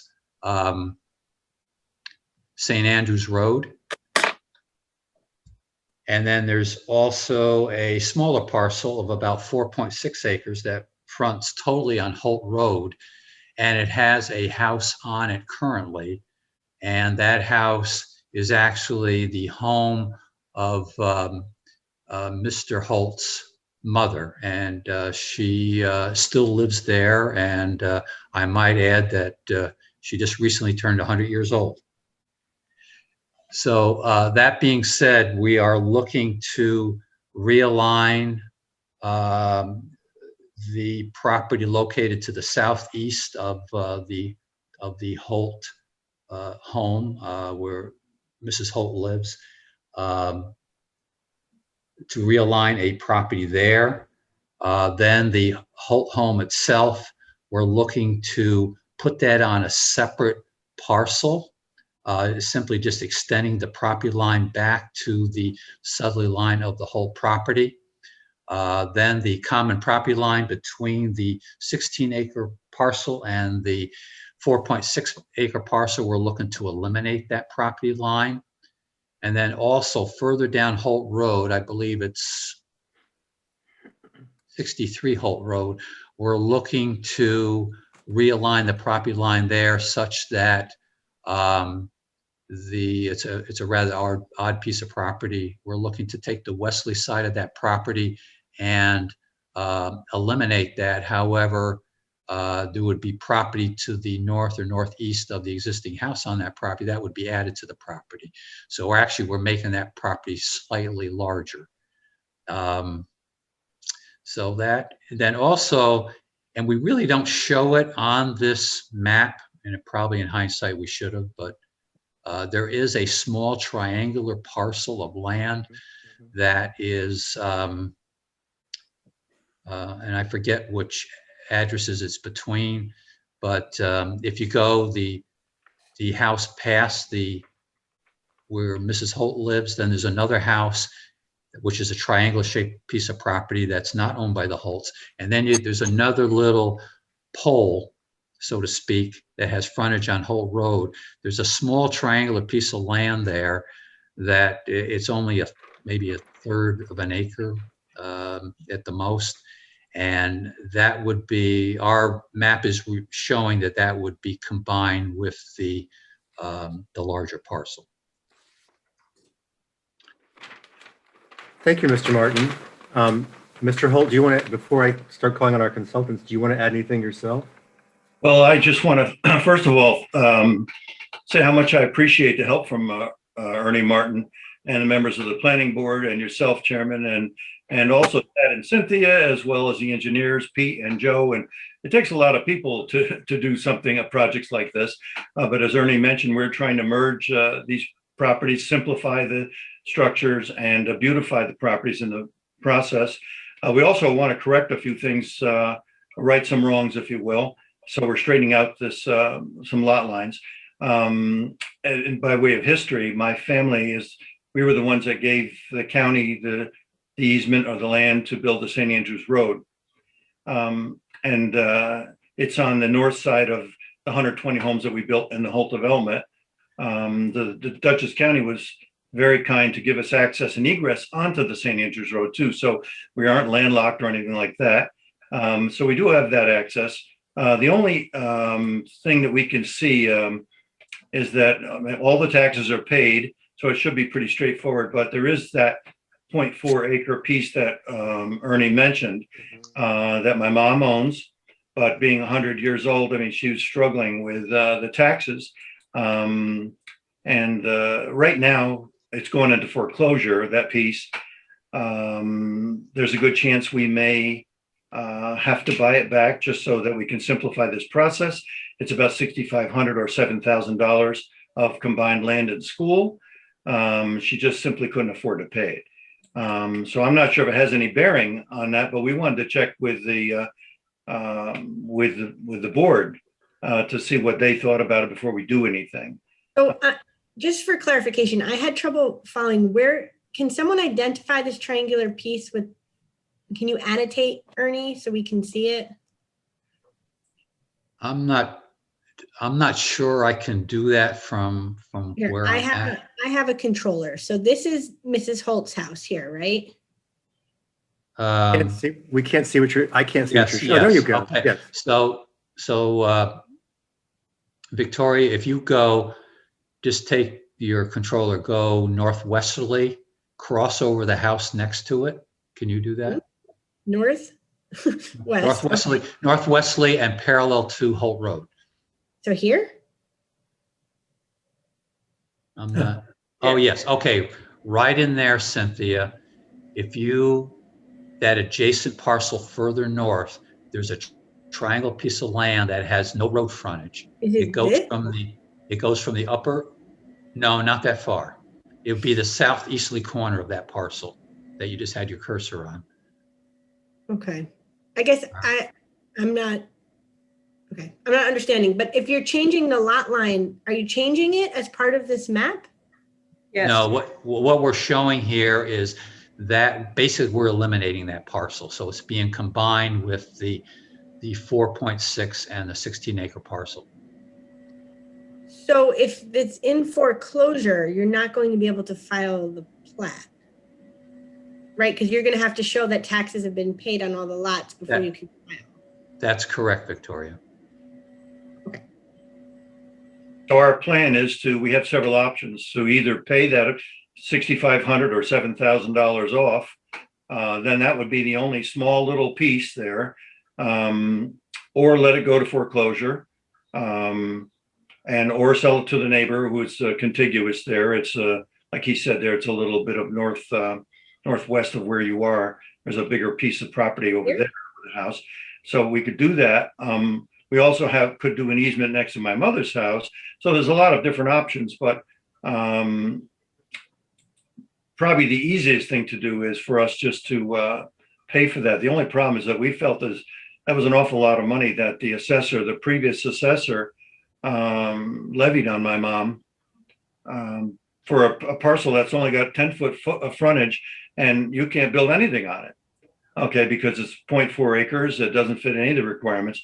So they assessed us over $2,000 a year for something that's a little tiny sliver of land. So that's the only thing in question. We thought we would come to discuss that with you and see what you thought was best. I believe that it's in your interest to include that small parcel and incorporate it into the larger lot.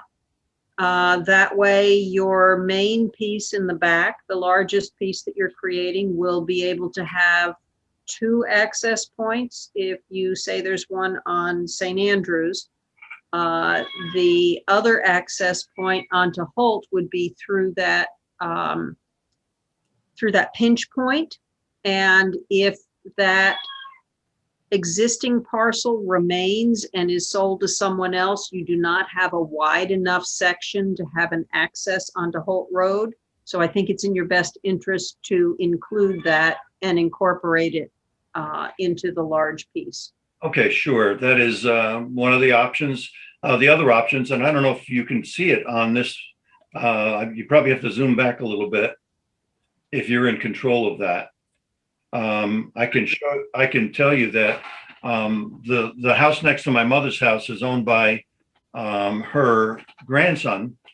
She sold it to her grandson, and we think he'd be more than willing to straighten out the lot line, which does give us the access that or the egress, if indeed there's a second point needed. Are you able to move that? No, that's not the right map to move around. Okay, it's fixed. Okay. If I'm correct, I believe that the parcel number that's in question is 375007. Yeah, that's correct, Michael. It's got a really, really, really tiny little point of frontage on Holt Road, and it expands a bit to the back. Correct. It doesn't have enough frontage to meet our code right now for what you'd need to have a driveway on it, obviously. Right. So I know I looked at this on parcel access. I think Cynthia pointed out that this was going to disappear. So going back to Victoria's right, we couldn't file the plat, or you wouldn't be able to file the plat unless the taxes were paid. Right. So since you have options, either your son or your nephew, I take it, either way, if he wants to buy it, that's one option, but you should pursue all these avenues as quickly as possible. I believe that's the right way to say it, Victoria. Right, or take it off the plat, because if you're going to lose it to foreclosure, it's going to, mess up your approvals. The reason why I say this is I don't see, there you go. Thank you, Neil. Thank you, Councilman Krupnik. The reason why I say this is even though this was complicated for me to sort of look at and piece together, once I figured it out, I don't think it's going to take us that long to review this and process it, is what I'm trying to say. Okay. My feeling is we do have these various options. So again, we could have, and I'm not sure if Neil can zoom back there. There you go. Okay. Do you see that highlighted 375007? Yes. Okay. We could sell that to the neighbors, which are kind of to the left there. We could sell, yep, that's exactly right. Or my nephew's is at to the right of that triangular piece right there. And that's trapezoidal, right? And so if you straighten out his left property line there from Holt Road in, that would certainly do it. So that could be done by with an attorney and just redeeding. No. Nothing can be, right. You can't change any of the lines without a subdivision plat. So that's why we're trying to understand now everything that you want to do, because it has to be shown on this map. Okay, so we can have Ernie change those, fix the plat and change that left lot line there so that there is kind of a straight, maybe Neil could point to it there, from coming off the road. Yeah, that's right, straight in. That line right there, that left line of my nephew's house could be straightened out, and then we'd have an emergency egress if needed. Also to the right of his house is my mom's house, and there she could easily put an easement in because that's in a trust, and we could put an easement in and do an emergency access or egress there. Or it could simply go, not simply go, it would represent a hardship, but I'm having to pay for all her bills and all her medical expenses now at 100 years old. So I'm going to have to shell out probably $7,000 to I could get that piece back. We were going to let it go to foreclosure, but that won't happen for a while. So we may do that, but we thought we would get the board input. So if you straighten out the line on the grandson's lot, Yep. that line will have to be at least 20 feet from the house. Yes. And then that would need to leave you preferably a 50-foot strip. Yeah. Correct. That doesn't look like 20 feet to me, but you know. Okay. Victoria's doing the best she can. That's great. Did I understand that that strip has to be, its narrowest has to be 50 feet? It doesn't have to be. I'm trying to think of development of the back piece that doesn't have anything on it right now. And it's going to need 2 access points for development. Understand. And then it would need to be 50 feet wide. So I had another question about the plat, Neil, if you wouldn't mind putting that back up. Okay. I was just trying to understand some of the lines. Okay. And while he's doing that, the other thing that we're missing before we can really proceed is everyone whose lot lines you're proposing to change needs to submit consent forms to the planning board, because we can't process this without that. Correct. So one of the questions I was having is, what is, can we see if you can, let me make this, you can see, annotate. What is this line here that I just highlighted in red? That's the common line between the 4.6 acre and the 16 acre parcel. So does it exist, or is it being modified? Because it's not red or green. No, it exists. It exists. Okay, so why is it a different line than? Well, I think it's a line, it's dashed because it's a line that's going to be eliminated. But only the red lines are going to be eliminated, right? Right, well, that's red. No, this one's not red. Not red. Wait a minute, point to that again. I'm sorry, Victoria. Here, let me change the color. Maybe my color is, here, I'll make it pink. This line here.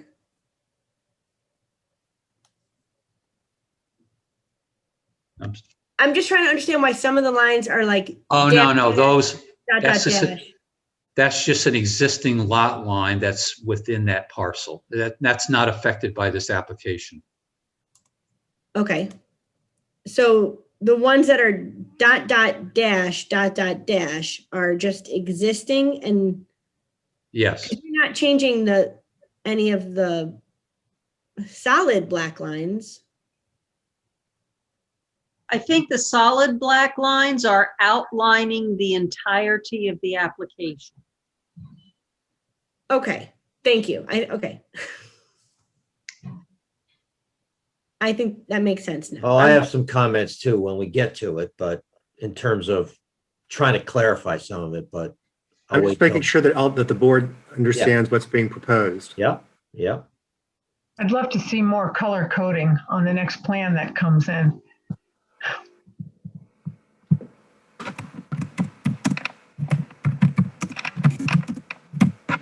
Because, okay. Yeah, because I think it's missing something, because there's if this is where the triangle is, this piece here, that needs to be shown on the plan too, right? Yes. Correct. Okay. So either as shown as existing or shown as being removed. That's correct. Okay, well, good. Now I don't feel bad for not being able to find it. I had to go to parcel access, I told you. That's how I knew about it, so, where it was. So, but yes, it should be shown. So thank you. Victoria, do you have any other comments or questions? No, just I think I have a better understanding of what's being proposed. It sounds like the applicant has to go and do some thinking about what they ultimately want to propose for us to process based on some of the discussion we're having tonight. And then they can get the neighbor authorization letters and come back.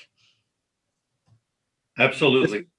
This isn't listed as a pre-app meeting with the board, but in some ways it is, because we had a very brief meeting with the applicant and Mr. Martin back when we could still meet outside at Town Hall during last summer. And then they just presented it. And I know Tab was interested in getting board feedback because, again, it's complicated to understand where the lines are, et cetera. But in essence, it's still basically a minor lot revision. But we do have to have authorization from the property owners. Pete, do you want to weigh in now? Sure. If we could just keep this map up that's on here, that'd be great. So the first thing is I think we should have a table with the before and after acreages for each of the affected parcels. It is noted on the map, but I think instead of like searching around for before and after, it'd be nice to have like a table to make it a little, clearer. The second thing is on the Colmar and Wagner parcel C. Are there any wells or SDSs that may be affected by the lot line, changes?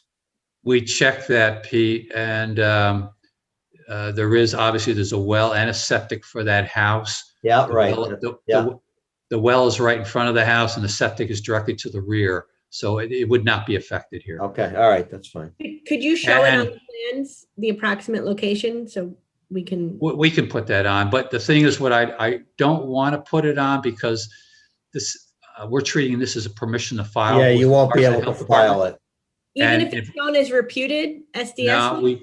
No, we've done that before, and they want nothing on there to that. They won't file it. Oui. I mean, unless you just want like a worksheet map for the file, just to have it. Honestly, I think we do, because I want to be able to show that we, considered where the septic. Considered it, yeah. It doesn't have to be on the actual plan. Yeah, then just do like a worksheet map, Ernie, for the file. That's all. Okay. Or something like that. So then, so on parcels A and B are being combined, but it's labeled on parcel B that there's a after acreage revision or after revision like acreage, and I don't understand why that would be there if they're being combined. You see where that might have been a typo. It should be overall for both parcels. Well, you do have it there because it does say parcel A and B combined new area 19.4. So just go check that. So just go check that labeling for where you have parcel A and parcel B individually. All right. Okay. And then I think now that I see the map up here, and I know you submitted, I believe you submitted a colored map with the lot lines. So my last, well, not my last one, but parcel E and parcel F down in the lower right corner. I was confused as to how parcel F got bigger, but I see now where you're eliminating a lot line. It looks like the green line. Oh, wait a minute, is green, I'm sorry, is what, a new, right? Mm-hmm. Yes. Okay, so then the red, so I think I understand it now, but I think you need to clarify, because I couldn't, I guess if I would have looked at the colored map, that would have helped, but just looking at the map that's going to be filed, those lines down there by like E and F, maybe you can just go label them like you had labeled some of the other ones, new property line and property line to be abandoned. That would probably go clear that up down there where E and F are. Okay. Yeah, we can do that. So now I see it by looking at the map. And then the only other thing was I'm going to assume this is just a type 2 action under seeker. And that was it. Thank you. That was a lively discussion. Ms. Moss, any comments? Currently, there is not a planner working on this, and I don't think, and I'm not sure whether the board wants the services of a planner on this application. That's something for everyone to consider. We did not get escrow for Bonnie because Tad and I both thought that it wasn't necessary. Again, even though it's complicated, I think this is really more legal issues, so to speak. So, but the board will feel free to weigh in. That's it, Tad? Yes. Thank you. Then who wants to go first on this one? How about Stephanie? You're always up for it. I'm not sure why I won the lottery on that one. Well, look, I think the applicant has some decisions to make to begin with, and I would, I could read everything and mostly understand where the changes were, but I do think that if we're going to put it forward to us again, more colors maybe for each lot, or before and after colors. I don't know. I just think it's difficult to read. It's just difficult to figure out. So when you come back, that would be my only request right now. I think the applicant has to do some work on their own. Thank you. Mr. Pickett? I ditto what Stephanie said. I think there's legal issues and they've got to pursue what's best for them and what their issues are and what their needs and requirements are. So look forward to seeing it when it comes to us. Thank you, Mr. Oliver. I agree with my colleagues, and I mean, overall, I don't think it's extremely complicated once it gets cleaned up, but when we're looking at maps with properties that are going to change that aren't even shown here, it makes it kind of difficult to digest for everybody. But I think once it gets cleaned up and they figure out the direction they want to go in, it's not too bad. Excellent point. Thank you. Ms. Napoli? I have nothing new to add. I agree with all of my colleagues. They were very clear and concise. Thank you. Ms. Weiser? Unmute. Yes, this has been helpful. It's helpful to digest what the approaches are. I do think it can be cleaned up, and I really don't have anything constructive to add to the conversation. Thank you. Ms. Dexter? Oh, I'm not sure I'm going to be useful.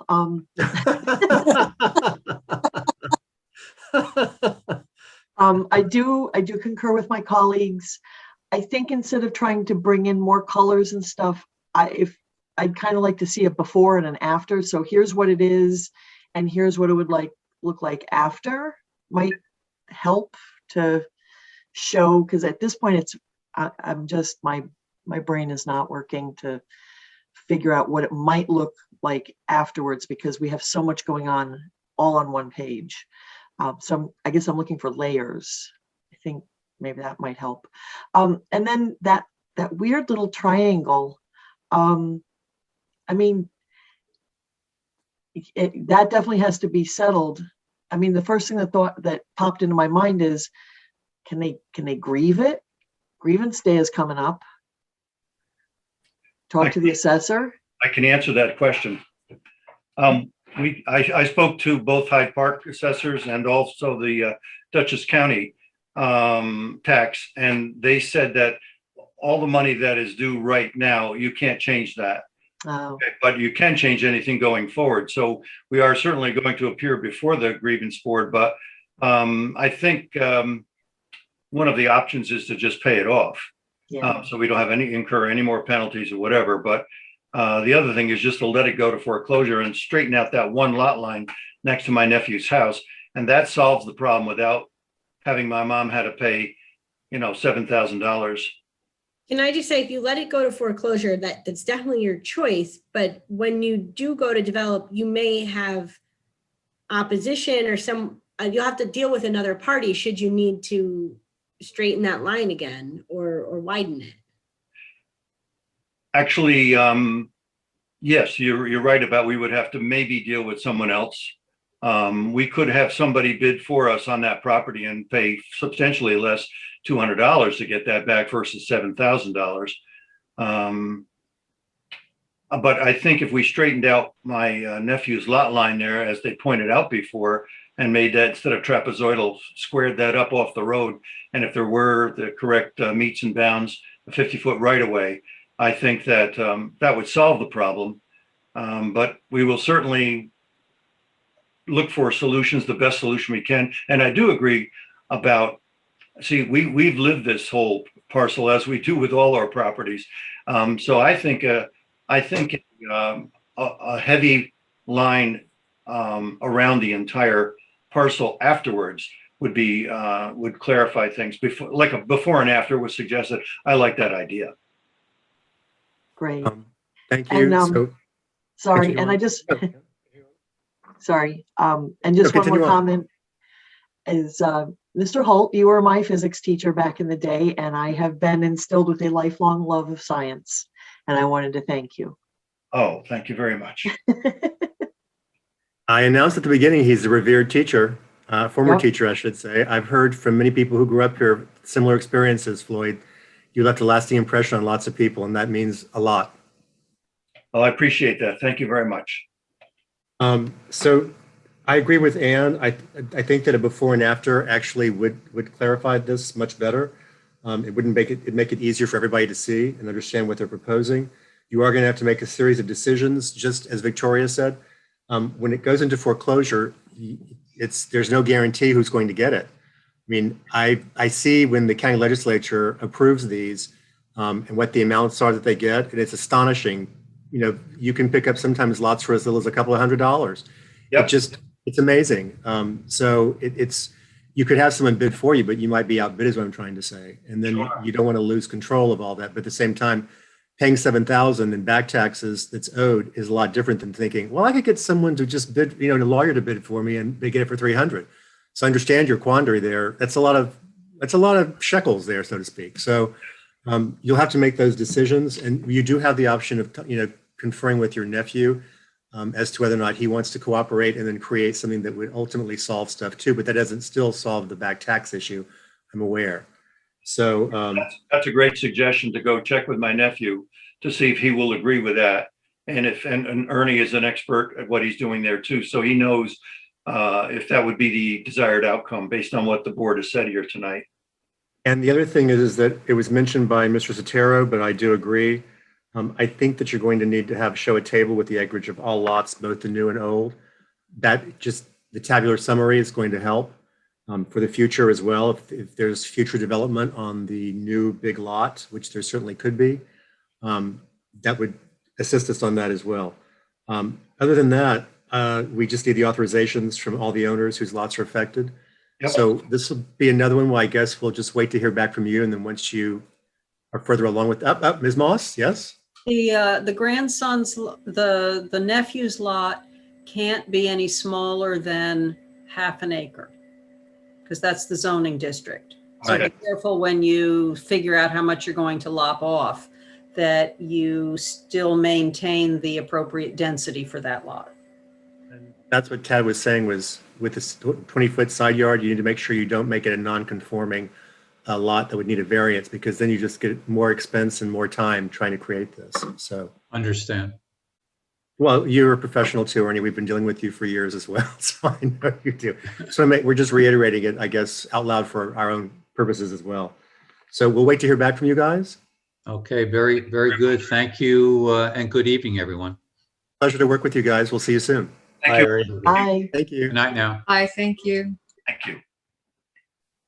Next item on the agenda is Bellafield Wastewater Treatment Facility lot line alteration and Bellafield Wastewater Treatment Facility expansion. We workshopped this at a prior meeting to discuss it. There were memos and comments and responses. But basically, as we know, they're seeking to increase the size of the wastewater treatment facility parcel because they're also going to seek to expand what was already approved in the wastewater treatment facility to being the full build out, as we discussed last, or rather something that would accommodate the full build out. Again, to reiterate, the reason why the applicants are seeking this is because if they don't have permission now from DEC with the speedies permit and Department of Health, then they would have to go back and amend that speedies permit every time they have a new tenant proposed to the site. So they want to go ahead and get the whole thing ready to go, so that way, it'd be sort of similar to if you had already a fully built sewer for like a city, like say Poughkeepsie. people can just add on to it because they already have the sewer system. So this would be something similar to, although it's not a public system, but it would still be private. Mr. Boudreau, I believe, is here tonight. Yes, yes. And Mr. Mulroy, et cetera. Larry, let me turn it over to you. Thank you. Great. Thank you, Mr. Chairman. Thank you, board members. Good evening. And thank you to the consultants. I received comments from Pete and Bonnie, and on April 1st, Tad, Pete, myself, and some staff from our offices went out and we met on site. Beautiful day out there at the wastewater treatment plant. So thank you for that. Yeah, we responded to the comments, had quite a few. We got through a whole bunch of them. We have some follow-up to do, some cleanup to do. So I'm going to go through them briefly and try to hit the the major topics and also give the board an update as well. So we submitted to DEC for the Speedies permit. They are under review. As we're doing that technical review, there is some follow-up that we're addressing. Once we complete with the follow-up, then the 90-day clock will start ticking. So I expect that we should have the Speedies permit substantially complete. So that's April, May, June, by the end of June with some follow-up comments. So certainly by the end of the summer, we'll have that done, which is, again, this is an amendment. This is not us, applying for a new Speedies permit. We're amending one that's already in place. So we expect that it should go pretty smooth. The other thing that we're working on is getting the wastewater treatment plant final design into DOH and the Dutchess County Wastewater Authority. That should go in a couple of weeks. So I'm going to be reviewing the set this week, and we'll advance that and move that forward. So those two fronts are moving well. On site, mainly I wanted to show everybody what's existing out there. The other thing that's going on, as I know everyone knows, is we are getting our building permit for the wastewater treatment plant reinstated, working with Don Westermeyer and the town over there with that. So we met with him last week. It went well. He's working with us, and one of the things that he's working with us on is looking at how we're managing the foundations and the footings for the MBR buildings. And the reason why I bring that up is an alternate solution will be to use stone instead, but that stone will be 4 feet deep, and we got to wrap a drain around it. So we, as you know, one of the requirements was put an easement on the it's not really footing drain, but a groundwater drain, existing under drain, which we did. We do show that on the plan. In fact, I'm going to share the screen now. See if I can do this. Okay, can everybody see that? Not yet. There you are. Oh, here it is right here. Do you see it now? Yes. Yes. All right, great. So this under drain here was put in to take care of the groundwater around the headworks, underground tanks that are in. We will have to do that for the MBR, phases 1, 2, and 3. Where they go, not sure yet, Pete. So I would rather get them in and then come back with the easement. But what I'm saying here, an alternate for the footings on the MBR maybe is 4 feet of gravel, which we will then have to do another under drain and get this out and daylight that. And I think everything will be going to the north because you can see how the grade falls off here. So we're working with him through that and our structural engineers and the LMV, the architects. So that's another update on that end. Wait, just real quickly, normally that would be a condition we to show the easement. You're wanting to not show the easement at all?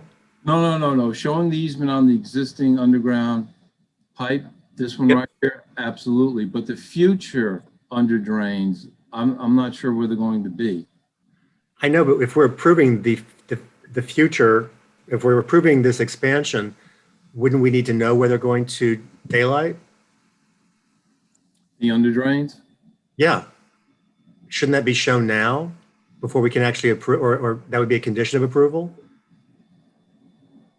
Pete, do you want to weigh in on that? All right, so what we could do, I mean, and I do understand what Larry is saying, that until they see what they have in the field, that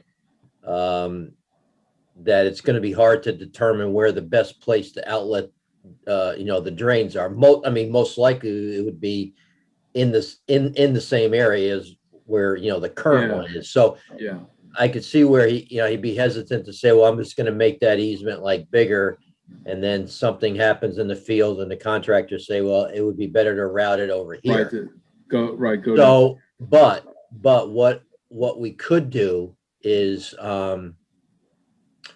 what about having a note on the site plan and the subdivision map that says something like, if under drains are determined to be required in the field, that a sketch be provided to the town engineer and the zoning administrator for review prior to installation, and then so at least we'd be able to approve it, and then Larry may have to come back with an amended subdivision map to enlarge an easement at some other point in time. So that's my thought, just sitting here tonight. I tried to get all that down quickly. I'm not sure. I'm not a stenographer, so I'm not sure I got it all, but it sounds like an easy way to solve it. So back to you, Larry. Well, Okay. Victoria's here. When will you understand when Yeah, you? you know what? I might just widen this easement right here, just, take it out another 10, 15 feet here. So I know I can, get these things out, because they're going to go this way. This is. Well, then that's fine. Then I would just go do that. I mean, it's, it doesn't hurt. Yep. It's not gonna really encumber anything. Yeah, I agree. So just make it like big enough, and then if it's got to be modified, for whatever like reason, we can deal with it later. I'll do that. That's easy enough. Perfect. I can do that. Yeah, so Pete did bring up a good comment here on, we've all been talking about these tanks here, right? These 6 tanks here. So this is the first train. This is the headworks here, first train, second train, third train. These 6 tanks are all underground. And we got to dig a big hole to get them in. And so the question is, where does this dirt go? And hopefully this works, because I got the Google map open. There it is. Everybody see that? Yes. Awesome. So here's the wastewater treatment plant here. This date is in September of 2019. This is the area that it would go. Right here, this is a material staging area, topsoil, and that kind of thing. That topsoil is being all cleaned out. The area is being cleaned up, and then we would haul.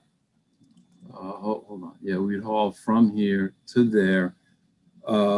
Each MBR phase would require about 1,500 yards of dirt. And as I was telling you, Pete, out at the site, didn't want to, commit to doing all the tanks at once. We're not sure exactly what we're going to do yet. We may, but we may not. 1,500 yards of dirt is a lot easier to manage than 4,500. Although 4,500, I did the calcs on it, would fit in here. And I can respond to your letter and give you the actual dimensions, but it would be 6 feet high, 100 by 80, 6 feet high, something like that, would work. So this area is sufficient in size to accommodate the full hall for those underground tanks right here. But again, we may just go with the first MBR phase and dig and put these two in and wait for that one. All right, well, yeah, I'm sorry. So just to follow up on that for, a minute, why don't we put a note on the map in regards to the stockpile area, just saying that where the material will be taken, and that the stockpile area has been reviewed, and that that even if all of the tanks are installed now, that there is sufficient area in the current stockpile area to accommodate that. The thing we just want to avoid is, obviously, we get out there and oops, we don't have enough area. We need I get it. Yeah. Yep. We need to clear more trees. We don't want to get into Yeah. that. No. I know. I knew exactly where you were going with it. Yep. And honestly, when we had met out there last week, I was surprised at how much material had left that stockpile area. Tad and I hadn't been out there in quite a while, so I was surprised that there is quite a bit of area there. So as long as we can put something on the map that just notes that it was looked at. Okay, will do.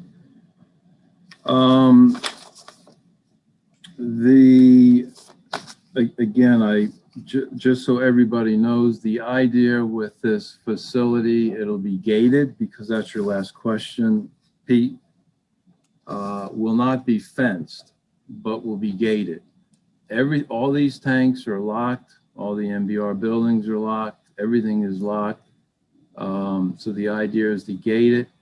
And then we are landscaping. We beefed up the landscaping on this submittal,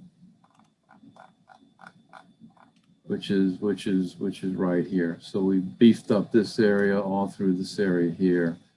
And any comments on that, please let me know. Going over to Bonnie's comments, by way of update, and again, thank you again, Bonnie, going through this. I did shoot you back an email earlier today. We did get the SHPO determination, the effect letter. So still waiting on DEC on the habitat assessment. We expect that to come back. Gosh, it's been in there about a month now, so hopefully soon.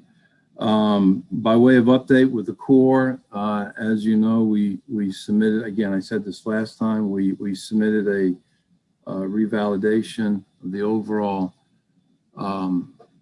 property and all the wetlands that were AD'd back in 2015. The date was in March that it expired. We had the application in well before that. In fact, we wanted to submit the application last fall, and Brian Roselle told us not to submit. I got too much work. Submitted in March, which is what we did. So we're still waiting on that. He has it. We follow up with him every couple of weeks. Going down on the, this is a comment we tried to address graphically, but the whole idea of working with the design grades, and I'm going to go back a little bit here. Yeah, with the design grades, what's design grades and what's proposed grades, what's existing, what's not existing, that kind of thing. It's my opinion that the design grades for the wastewater treatment plant previously approved generally reflect what is out there today, right now. And that's what we show in these dashed lines here. So in other words, this cut slope is in, you know, this swell is in, it runs around here. This ditch is in here. This here is not finished, but we'll finish it in the spring and bring all this up to grade. So in other words, it's still under construction. So I'm hesitant to go out and retopo something when in the spring I'm gonna be finishing it. So what we tried to represent here is what the design grades were from the approved plans, and we're showing in this solid line what the proposed grading would be, which is all cut through here. This cut here is needed to bring all of this up to grade. So none of this, generally most of this cut here will be going over here, bring this up to grade, which obviously we have to coordinate with, because we're looking to get these tanks, at least this MBR phase 1 and first, and of course that gets hauled out to the area already talked about. Larry? Yeah. So I was just going to say, ultimately, you know, I think you've updated and provided notes for the grade that's on the site plan. What is older and from 2004 is on the lot line plan. But, you know, from my perspective, the lot line plan doesn't really need to show, to some extent, topography, et cetera. You're just dealing with a lot line revision. So, you know, if the board agrees, even though it's old, I think it's okay, because ultimately you're showing whatever revisions have been made on some of the plans as part of the site plan, part of this application. Okay. All right.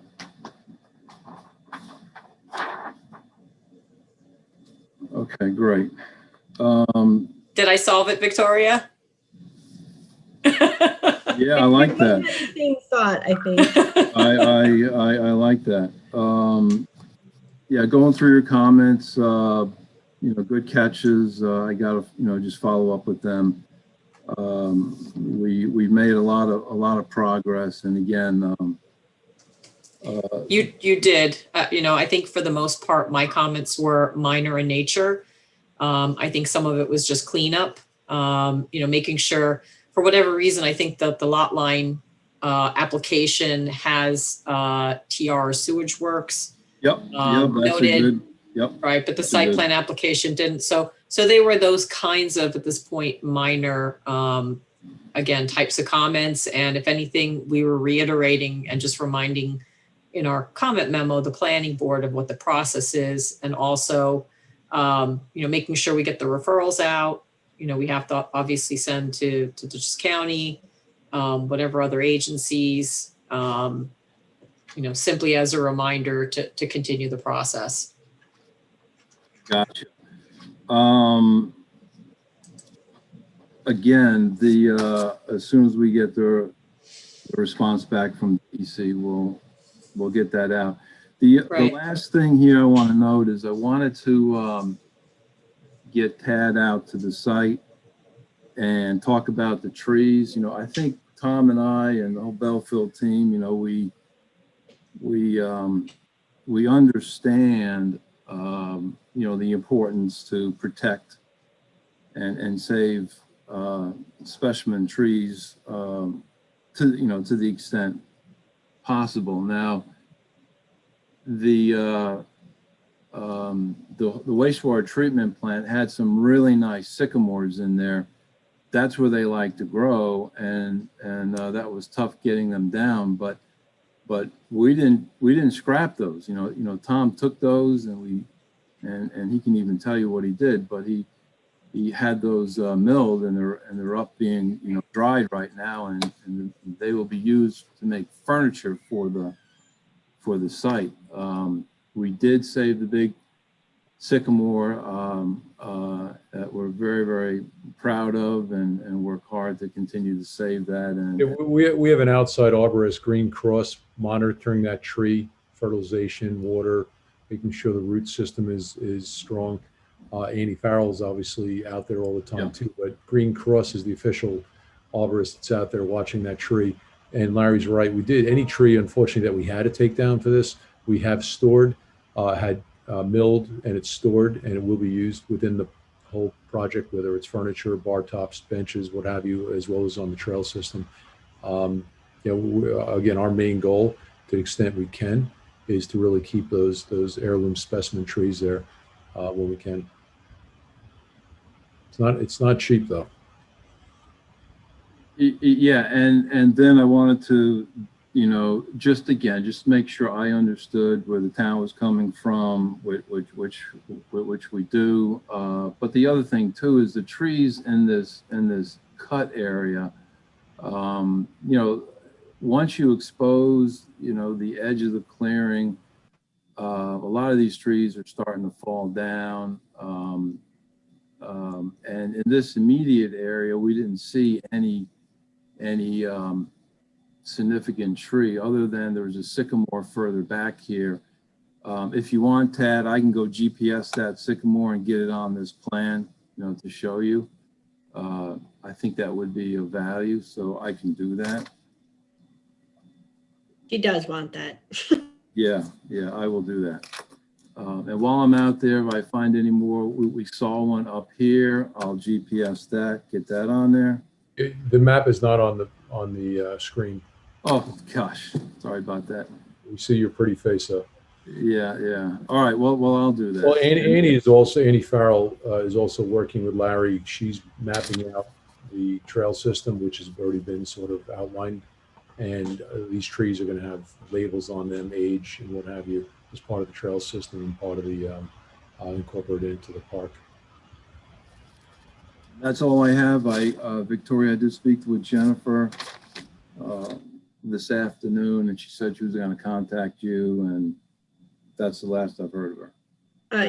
So Jennifer did try to call me, but it was right before the meeting, and so we weren't able to touch base. But we sent her a draft resolution. She made a few edits, so we accepted those edits, and that will be what the board looks at this evening. The resolution is to start the referral process. Seeker's already been completed on the project, but there are a few agencies that we do want to send the new plans out to, just to make sure that, they don't have any comments on the changes.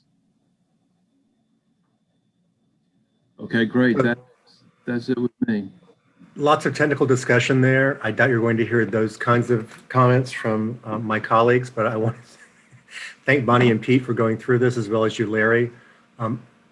I feel like we all have a pretty good handle on what's proposed here, but I do just want to, I want to point out one more thing, and this is not sort of a topic for discussion tonight because this is still evolving. You're revising the concept plan, and I think it's G, your district standards for Bellafield. G is preserve and protect important views and natural features of the landscape.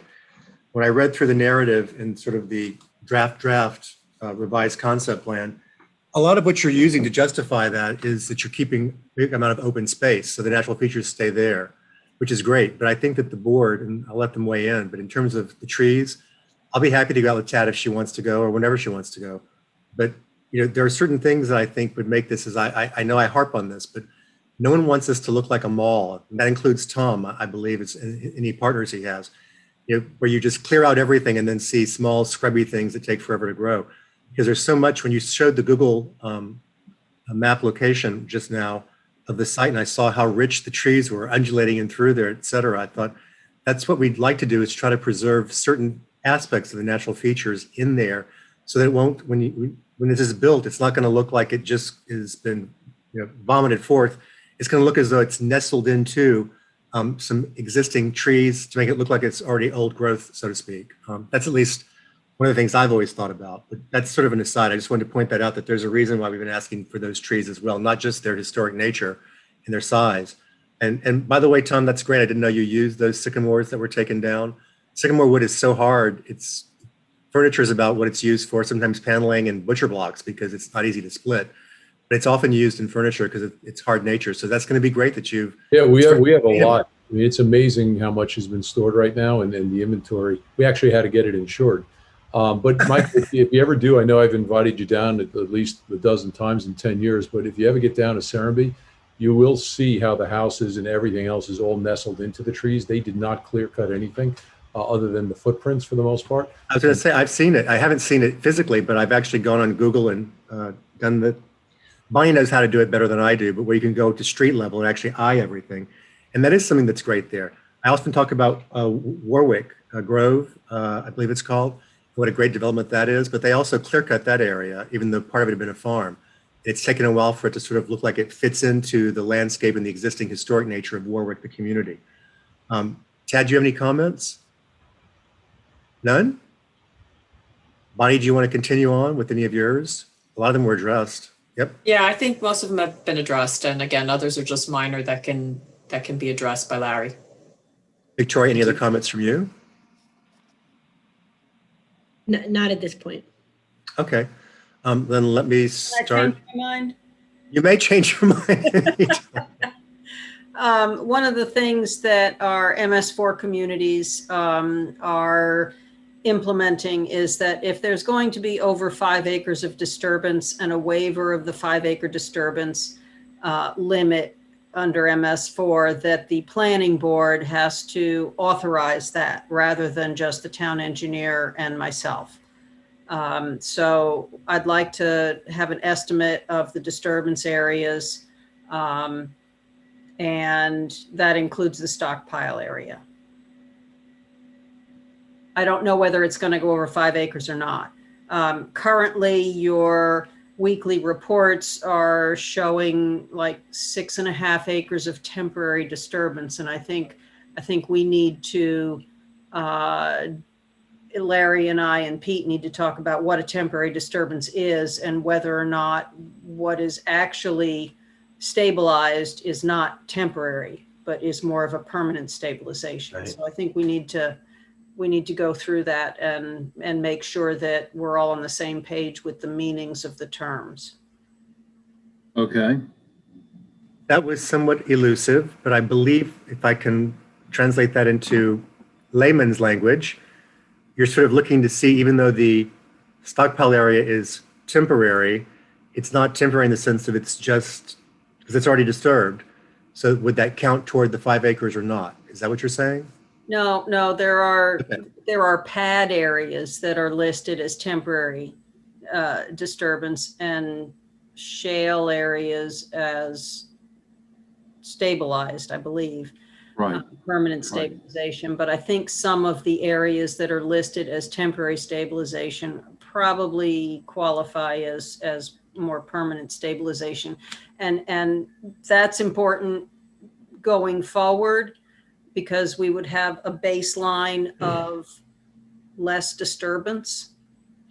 Because if you can't disturb over 5 acres, then how do we have 6 acres of temporary disturbance that's really been sort of temporary stabilized for a year? So we just need to kind of work with that. Yeah, we need to discuss that offline. Yeah. Offline meeting. If you need any planning board members, let me know. You may need some of us because I didn't realize that we were going to be required to authorize this now as well.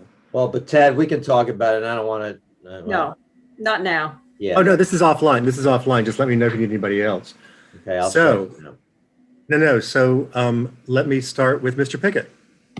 Comments? No, the only input I have is that you're not going to fence the area, but whatever building, whatever for the control systems, you're going to have that highly secured, right? So nobody can go in and play with it or mess with it.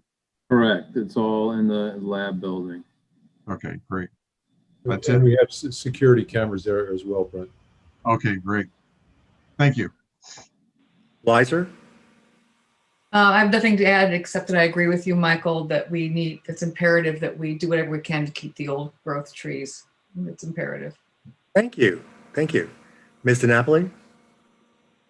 I remember when we did that site walk eons ago. And as we walked to the projected sewer system, we passed the most beautiful sycamore trees. So they are forever in the forefront of my mind. And thank you for saving at least some of them.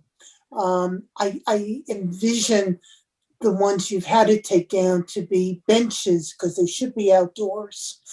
But that's my only comment and decorating suggestion. You're more than welcome to be part of that committee. And Bonnie, so you won't know this necessarily, but when we did the site walk, there were several sycamores or London plane trees that to get the circumference, we had to hold hands together to get our arms around them.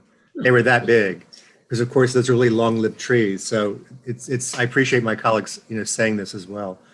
Chris, Mr. Oliver? Just to thank the applicant with their, due diligence and doing everything they're doing on the site and continued effort to make it a well thought out plan. And thank you for still going forward with everything. Great, thank you. Dexter? I would agree wholeheartedly with my colleagues.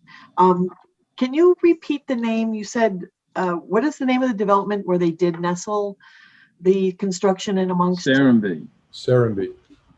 It's S-E-R-E-N-B-E. S-E-R, like Serenity, S-E-R-E-N, and then B. All one word, Serenbe. It's outside Atlanta in Georgia. Thank you. About an hour, 45 minutes outside of Atlanta. You literally can fly into Atlanta, tour the property, and be back for dinner. Well, Yeah, you might. People have done it. But no, thank you, because that's just such a wonderful concept, and really appreciate, again, the due diligence. In fact, the owner of Serenbe, who's designed and been in for 20 years, is on our group that is part of the whole charrette. Oh, that's great. 9 months ago. He's been very involved. He's toured the property, and he's highly sought after, and this is one of the few he wants to be involved with. His name's Steve Nygren, and great guy if anyone wants to talk to him.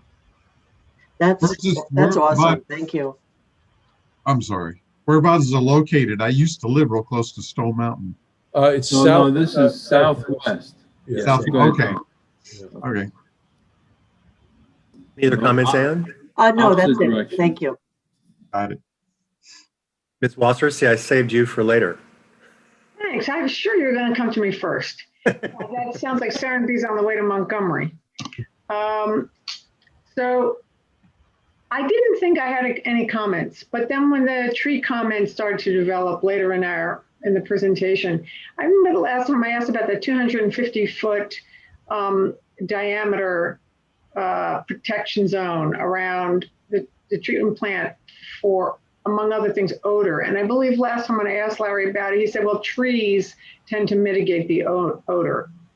And so now I'm just thinking, it's very brief, perhaps, but I'm not really interested in having people come down north or south on Route 9 and even momentarily smelling it. It's not exactly like going by Newark Airport, but I don't want to smell it. Neither do we. Oh, no, yeah, we're doing odor control. In all fairness, all of your residents and occupants are well away from the 250-foot diameter. So I just want to bring it up again. Because I just have a concern about it. Well, you don't have any open, tankage anyway, so that's right. I mean, that's typically what, produces the odors. Yeah, it's vented, and we'll have a robust odor control system in there, which is going to the DOH to review. And that's good for us. Otherwise, the 250 would be 500-foot buffer. Good point, that's Stephanie. It's a good point. Yeah, I don't have other comments. It's just, I remember the last time we talked about the cake being removed and some odors, and then we got into 250-foot diameter. So I just bring around full circle again with the tree conversation to make sure we're all good with it, especially people. They are retaining most of the trees between the treatment facility and Route 9. And that's why when Larry said they beefed up the landscaping, that's an area where you could potentially, if you were walking, you could maybe look at an angle and see it. But those will also, when those trees are high or more fully grown, they'll also help with mitigate any potential odor impacts. But if I recall, when I went down, as I said, the rabbit hole, reading about the cake, as they call it, this particular system does produce less odors than what older systems do, because the effluent that comes out looks like clear water. That's why the cake is there, and the odor would come while the cake dries, but the cake drying does produce less odors in this system. That was one of the things I learned. It's modern and state of the art. I just want to make sure, that we touched on it and we circle back when we got to that tree. Excellent point. I don't really have anything else to add, except that, as you know, we're prepared tonight to type the action and refer it out. And also, I think we're going to set the public hearing for May 5th. And I believe this resolution will be introduced. Let's see, who gets the fun times on this one? I get this one. Ms. Dexter, Vice Chair. Yes. So resolution accepting sketch and referring the application to the County Department of Planning and Development, Belfield Wastewater Treatment Facility Subdivision and Site Plan. Resolution number 2021-05, 2021-07. Whereas, modified whereas, now therefore be it resolved that the planning board hereby 1, classifies the subdivision plat as a minor subdivision pursuant to section 96-12B2 of the subdivision law. 2, accepts the subdivision plat for sketch plan in accordance with the section 96-12C of the subdivision law. 3, directs its secretary to provide a courtesy notice of the application to the Dutchess County Water and Wastewater Authority, the Dutchess County Department of Behavioral and Community Health, the Department of Environmental Conservation, and the New York State Office of Parks, Recreation, and Historic Preservation.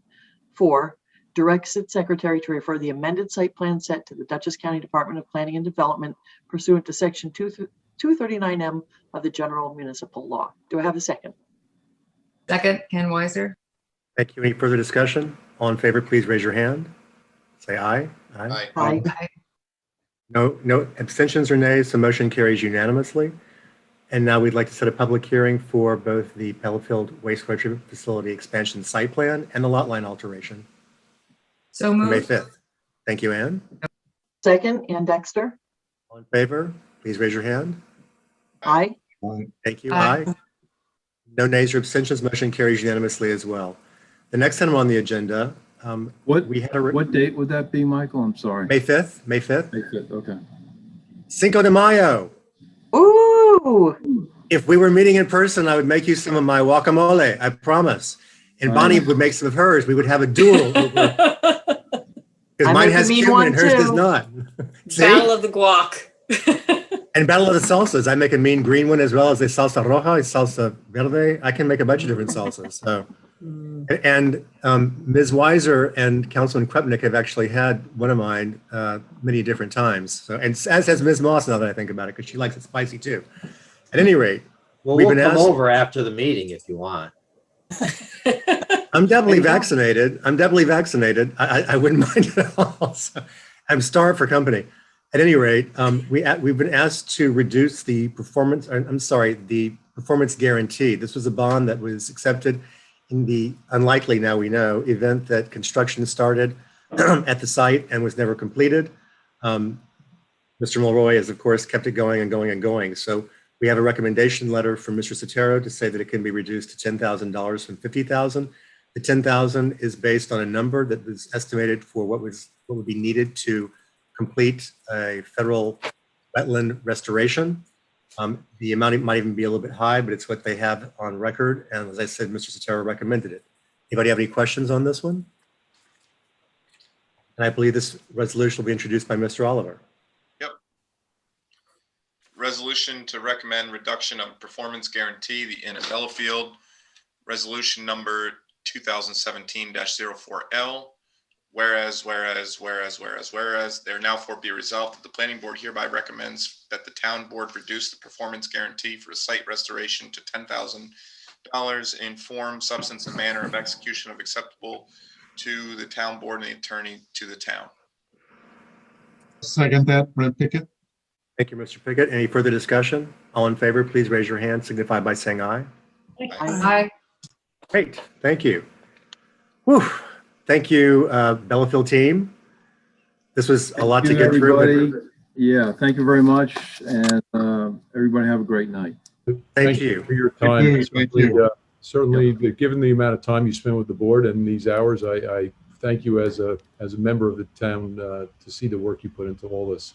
I was on the full call since 6 o'clock, so listening to everything. So thank you. Thank you. It's a pleasure to work with this group of individuals, I can assure you. And I do believe we're all here for the betterment of the town. So thank you. The next time on the next agenda item is Norrie Park Estates Lot 1 Plat Amendment.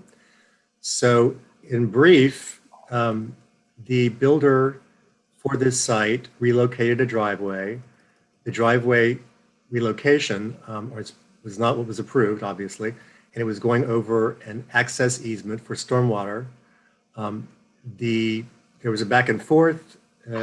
The original construction, or the original entry, is not going back to, it will not be reconstructed as the entry and exit to the home. It's proposed somewhere in the middle. In addition, the one that was, the changed one was also not conforming to code because we have a requirement about driveways being so far from an intersection, and this was directly opposite the street that caused the intersection. So after a lot of discussion, believe me, with Ms. Polidoro, Mr. Sotero, Ms. Moss, et cetera, we finally came to a way to solve this. And I believe that Mr. Stokosa is here tonight. Welcome, Brian. This is our first time, or at least my first time to work with you. Hey, guys. Want to add anything to this? Yeah, I don't know if I have the ability to share the screen. Go right ahead. Let me just see if I can just pull up the plan just to get everybody on board here. Can you guys see that? Yes. All right. So here is the subdivision road, Pondville Road, Enderkill Drive is here. Here's the existing intersection here. The driveway was installed in the drainage easement here. This is the existing driveway. The easement in this dashed line, if you follow my hand, runs along the property boundary. So what we're showing here in this amended plan is to remove this section of driveway, which is in this cross-hatched area here, and then reposition the driveway entrance 60 feet plus from the intersection of the Newtown Road, or soon to be Newtown Road. And then it would come back into alignment in its current shape. So just doing this wiggle here, performing this in the field, so we can restore this area here. Some of the other minor amendments to this with this plan and this action is the original driveway was, and the original flat map was shown to come in this direction here. So I think during construction, a portion of this was actually used to construct the house, and at such time the driveway was installed. So as part of this remediative action that we're showing, any disturbance that's in this general area here would be restored, along with any disturbance in this area here would be restored. I didn't know kind of how to show it, but here was this dashed line here was the original disturbance line. I know we had a request to update that disturbance line with in-field conditions, so we took a trip out on site here, and this squiggly line here represents a modification in that original disturbance pattern. The one thing that I wasn't 100% clear on, but I wanted to let the board that we were willing to address it was, as far as the easement goes, and the driveway easement, I didn't know if with this modification that we're showing, if we needed to adjust the metes and bounds of this easement or modify the language in any way. So just to, as a cover your butt basis, what I did, a real professional term, but this slant hatched area here is a potential easement modification. Instead of coming all the way down toward the house in its current form, that we just basically peel it back to just prior to this driveway being modified.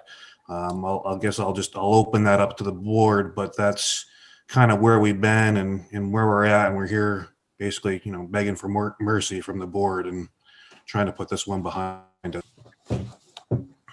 I didn't mention, but the site has been sold, the house is constructed, and the owners, I believe, if if I've been hearing the stories correctly, I might be living in a motel or hotel or something for the time being. So we are interested in granting you mercy. Thank you for putting it that way so candidly. And the question about the easement will be addressed by Ms. Polidoro and Tad and Pete in their sort of roles as stormwater management officers. But that's a good explanation. And just for a quick edification note to the planning board, prior to when Ann and I were appointed, Ms. Dexter and I were appointed, they did not show any limits of disturbance. And so people would just go through and clear cut the lots entirely, which is what you often see in subdivisions. And once we started requiring it, the interesting thing is that afterwards, some developers or project sponsors would tell us, you know what, the realtors who are selling these said it's better to have more trees. Duh. At any rate, this was expanded beyond and the actual limits then, but I'm sure that was related to construction requirements. So at any rate, let me start with Mr. Sotero, comments? Yeah,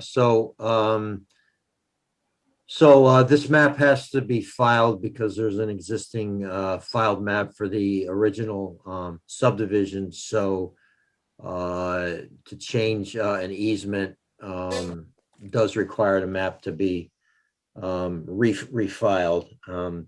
So as a result, I suggested that the title be changed to Lot 1 Amendment to filed map 12393, and this way I think, Brian, this will get filed as an A map, maybe. Yes, sir. Okay, so that takes care of that. Brian covered some of the other things. I would like to see a backup area at the garage. Just I'm sure that at some point the owners are gonna go do it, whether it's now or later.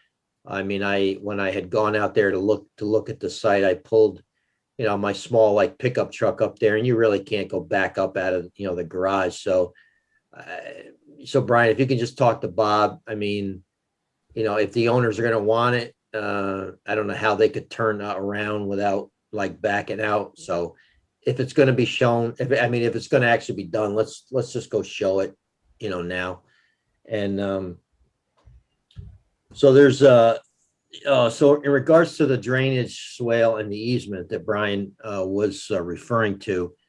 So I don't remember exactly why we had the easement so large to begin with. There was a natural drainage flow down through that area before the property was developed. It took a lot of flow from offsite areas to the south. Some of that offsite runoff was intercepted by the drainage system for the road. So there still is a small natural drainage path that comes down through here. That's between lots 1 and 2. So we may have had the easement larger to cover part of the ditch line. Again, I'm not exactly sure, but anyway, so the the town doesn't really want to maintain a ditch line. We typically only maintain the pipe that comes out of the basin and the end section that the ditch drains into. And we only have a short section of pipe and an end section that comes off the basin at the intersection of Pondview. So where Brian is showing the limits of the revised easement, that will cover the end section of the pipe, and that's really all that the town needs to be able to get in and maintain. The rest of the ditch line that's out there is really up to the property owners of lot 1 and lot number 2. I did ask that during the construction of the driveway for lot 1, it appears that there was some disturbance to the existing ditch line. I mean, it wasn't anything major, but there's a lot of rubble in there. It's just not clean. So I just asked that get cleaned up and some stone fill placed in there, because it's going to be very difficult to grow any grass there.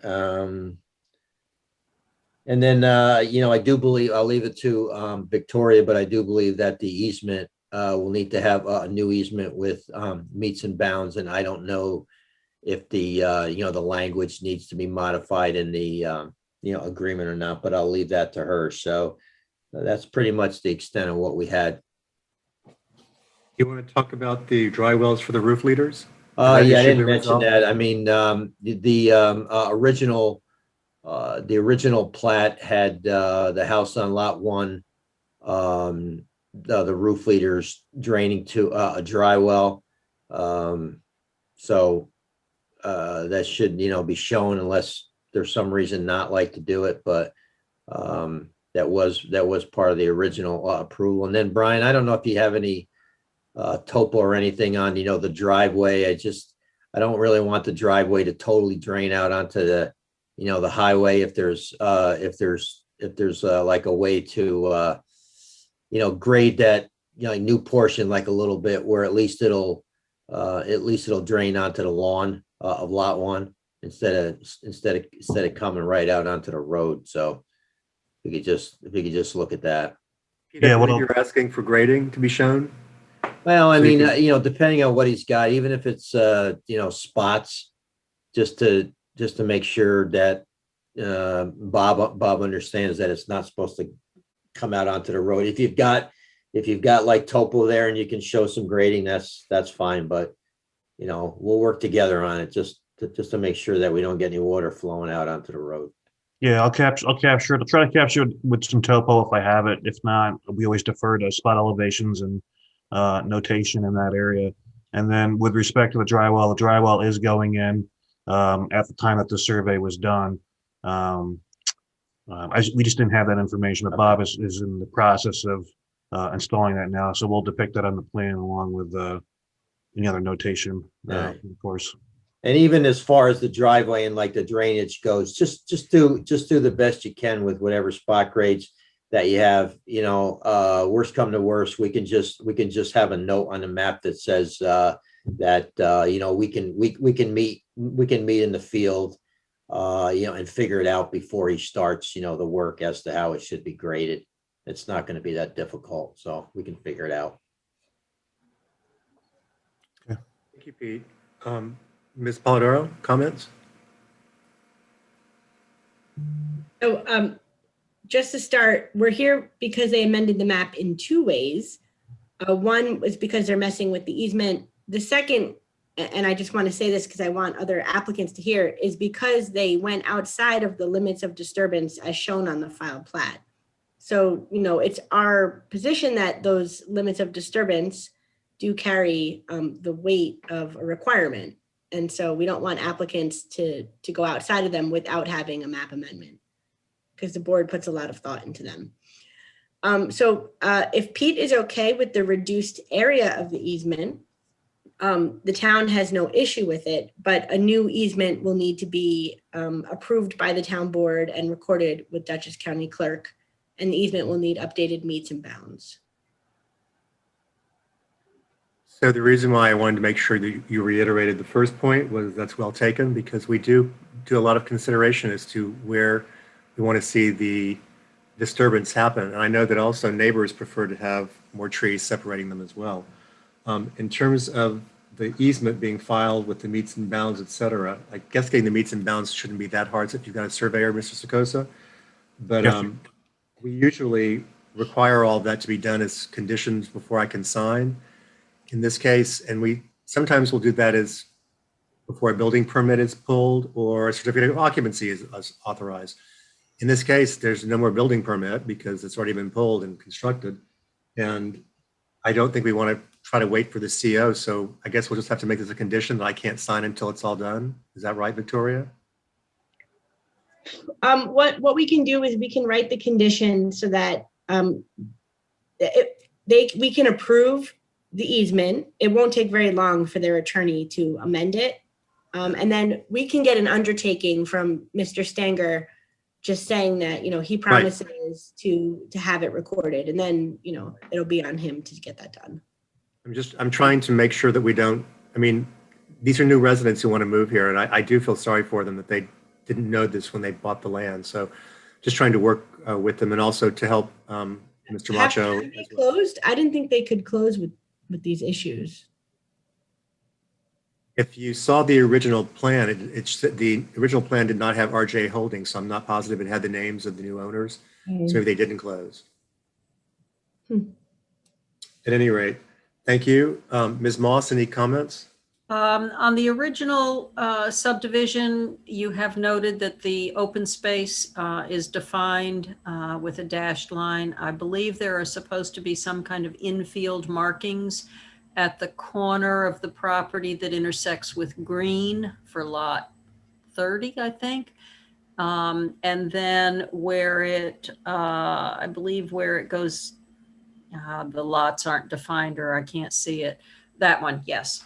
And possibly at the one in the middle where the direction changes, and they can be just a big rock. It can be a post. It could be a rail fence, but there needs to be some note on the filed map, the amended filed map, that indicates that there's some kind of a structure or an element there that gives a clue to the homeowner that that's where the open space begins.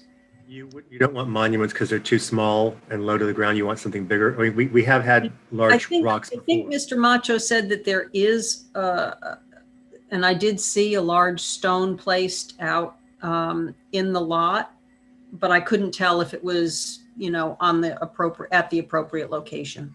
So before the chairman signs the plat, we should make sure that there are currently monuments there so that they're there before the plat is signed. But then we also need the notes so that if they're ever removed, the town can require them to be put back. Sounds reasonable to me. Thank you, Mr. Secosa. Are there any comments from the board? I'm not even going to ask individually. If anybody has one, just raise your hand. I didn't think so. Yes. No, I just have I guess mine is a question, because one of the things I remember about this subdivision when we approved it was a huge concern about runoff, basically where Pondview meets Enderkill, where this driveway is. And so I guess my question is, what they're proposing, I think the reason why we put those drainage easements in was to try to help really prevent. Do you remember when they first did that and they didn't have any of the swales? There was like ice damming all through there. So I guess my big concern is that I understand that this has already been done, but I want the fix to be a good fix. And I know that the engineer will, I want him to do more than try his best. I want him to make sure that there is not something very dangerous at the end of this road that we could have fixed right now, because that was one of the huge issues with this project, was the fact that it's on a hill and everything just all flows down the hill. And so if we're missing one of the drainage areas, that's for this house. There's more houses going on up above. And so I just want to make sure that we treat this with the gravitas that I think it deserves. I agree with you. Well, let me answer that. Ann, and I can give the board an update. So we're up on that. This particular driveway change is not going to have any effect on the drainage at the intersection. And in fact, we have been talking to the developer as now the lots are being finished. There's it's my understanding that actually there's going to be homes built on lots 7, 8, and then I believe 9 is going to be coming shortly thereafter, which will only leave 1 or 2 more lots in this development. So we've started discussions with the developer about completing the road improvements that we know need to be done as far as the drainage goes, because now that houses are being built, we kind of see exactly what the drainage patterns are, and all the things that you talked about will be addressed during the final road construction before the town takes over the roadway. And And there is some work to do at the 2 catch basins you see on this plan, right at the intersection there. So any of those prior concerns, they will all be addressed with the final road construction before the town takes over the road. So Pete, I still have a question for you. If this is where the pipe is in the easement area here, Yeah. but you're saying that the water flows out of the pipe into some kind of channelized ditch No, here? no. It's connected. It's connected to the 2. It's tied into the 2 catch basins that you see there.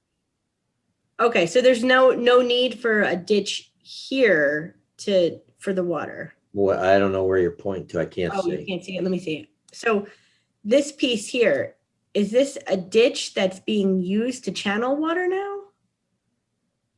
Yes. Yes. So then, if that's the case, I don't think that we should be eliminating that from the easement. We don't want the town. We do not want the town to have to go in and maintain a ditch line on private like properties. It's just. But if, okay, as long, I mean, I think we're going to need a memo from you then confirming that the elimination of this ditch or channel is not going to have. No, we're not going to eliminate it. It's eliminated. No, eliminate the easement, eliminating the easement that covers the right. We're going to maintenance eliminate the easement. We're not going to eliminate. There's going to be a driveway put over it. No, there's not. Yes, there is. The driveway goes right over the ditch. Okay, well, all right. Well, if you go out there in the field, the ditch is there in the field, adjacent to, the driveway where it's always been. So. Yeah, I mean, guys, if it helps, when the subdivision went in, and all the infrastructure went in for the subdivision, it captured a majority of the flow that used to come down that natural sloped area. So, when you think of ditch, think of like a shallow swale. It is. It's right. It's just a very. It just swell here. So I guess my question is, if you want the landowner to be required to keep that and not to dig it up or pull it out, then I think we need the easement to extend over at least the swale.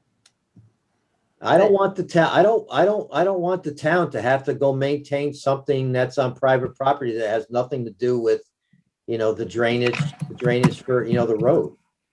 Okay. I mean, I'll write something on that. I mean, I've already discussed this with Hallie and Tad. I mean, we can put a note on the map that says, lot owners 1 and 2 shall, continue to, maintain the, the swale. But it's going to be their responsibility. If they don't maintain it, it's just going to hurt their own lots. It's not going to hurt the town road. Wait, why would Ms. Campagna be required to also maintain that if it's not on her part? Does it go on her property? It is. It is in part on her property. It is partly. Where it was constructed, it was not constructed exactly within the easement as we're seeing on, the map now. And I believe it's my understanding that where the swale is now, everybody was okay with that in the field. Just based upon my involvement. Well, I mean, we're going to have a public, hearing on this. So, at that point, then, any affected neighbors will be able to speak. Neil, could you zoom in a little bit on this swale area, please? I think I can zoom out. Yeah, it's Brian sharing the screen, not me. Thank you. Oh, thank you, Brian. So does the original subdivision plat, let me clear all these. Does the original subdivision plat show the swale going onto the neighbor's property until this Campagna line? I'd have to look. I don't remember. I don't believe that it does. All it shows is the easement area. It does not show the location of a swale, is my recollection. Because then I think we need to show this now. We have to have some kind of note that says existing condition not being approved by the planning board, because we can't approve an improvement on someone else's property now. But we don't know where it was to begin with. It wasn't recorded. So I don't know that the location has changed. Okay. The easement was probably put in the wrong place. Why don't we look at it? Let's just go look at it and we can discuss it outside of the meeting, you know, the three of us. Okay. All right? Okay. And thanks for setting off that discussion. Sorry, No, but- and from as you said, taking it with the proper gravitas that it requires, because as we all can, well, those of us who've been on the board for a long time will recall that there was also something started and then it stopped, and we had real problems with what was spilling out on both the town road as well as Route 9. So this is definitely an area that requires a lot of careful attention to water. And I just had a chat comment from Kathy, but I told her she couldn't speak now, but she can at the public hearing. But I believe she seems to have expressed that there's already, aha, Victoria said, I can let you speak, Kathy, if you'd like to. Do you want to pop on and speak? And can you please, Ms. Campagna, I should say, can you unmute yourself and speak? Hello, could you hear me? Yes, we can hear you. Yeah, I'm here, and that easement, the water runs through the swale and the easement all the time. It drains out on the road in the winter. It causes ice. It goes down to Route 9. The intersection becomes a skating rink. It goes out into Enderkill. He puts hay bales up when he's working, because the water keeps going in the mud down the road and the other neighbors are complaining. When he put that driveway, I told him it was in the wrong spot, but he didn't listen. He never listens. I mean, my house included. Anything I've asked him to fix, he never did. Anything I've asked him to fix, he never did. Say that again? I can't hear you. That was your echo.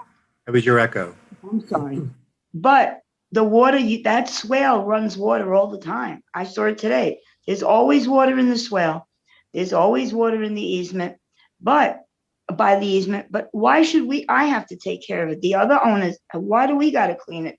I thought it belonged to the town. I'm here for over 4 years. I've never seen anyone clean it. There's broken tree branches in it. He keeps breaking everything up into it. He leaves everything there. It's a mess. That's why we want him to clean it up. Behind the house that he's built, there's like a river back there. It looks like a pond. There's water all the time. What about when it gets warm? Mosquitoes. The grading he is doing is ridiculous. I yelled at him already a couple of times. I keep my property very nice. And every time I see him, I wanna just like scream. Oh boy. And he's a nice guy to talk to about a nice place to eat or the weather. When it comes to construction, I can't stand him. But the new people want to take care of it. I don't know if I want to take care of it. He's got a bunch of junk in it. Well, we're gonna get that. I mean, that's one of my comments that I made. We're gonna get that. He's gonna have to get that cleaned up and reshaped. But that particular swale is not carrying any like water that is coming from the town. That's just water. It's water. I think someone needs to be responsible to maintain it. We can't just say no one is maintaining the swale. So even if the town has the right to enforce it, but not the obligation to maintain it. Well, we can ask like Howie what he wants. Let Lot 1 maintain it. I think I have a big stake here. I own Lot 9 as well. I'm building in Lot 9. I own 2 properties here. Okay, well, thank you for your comments. We've got to work this out, but yeah, because it seems to me it's going nowhere. Every day there's nothing being done here. I see the people every day standing there staring at their house. I feel bad for them, of course. But the original thing was they wanted me to give up 10 feet of my property. I wasn't giving it up. That was the original thing that Macho came to me with. Give up 10 feet of the easement and then we can do something with the driveway. I forgot what he said, move it somewhere. But he started on the other side. There's all broken stone. And then somehow he ended up over here. And what the man said before, you can't even turn around in that driveway. Everyone's backing down a 150-foot driveway. The apron looks too small. It is. Too small. My husband was in construction for 30 years. He was an iron worker building high rises. Everything he did here is a mistake.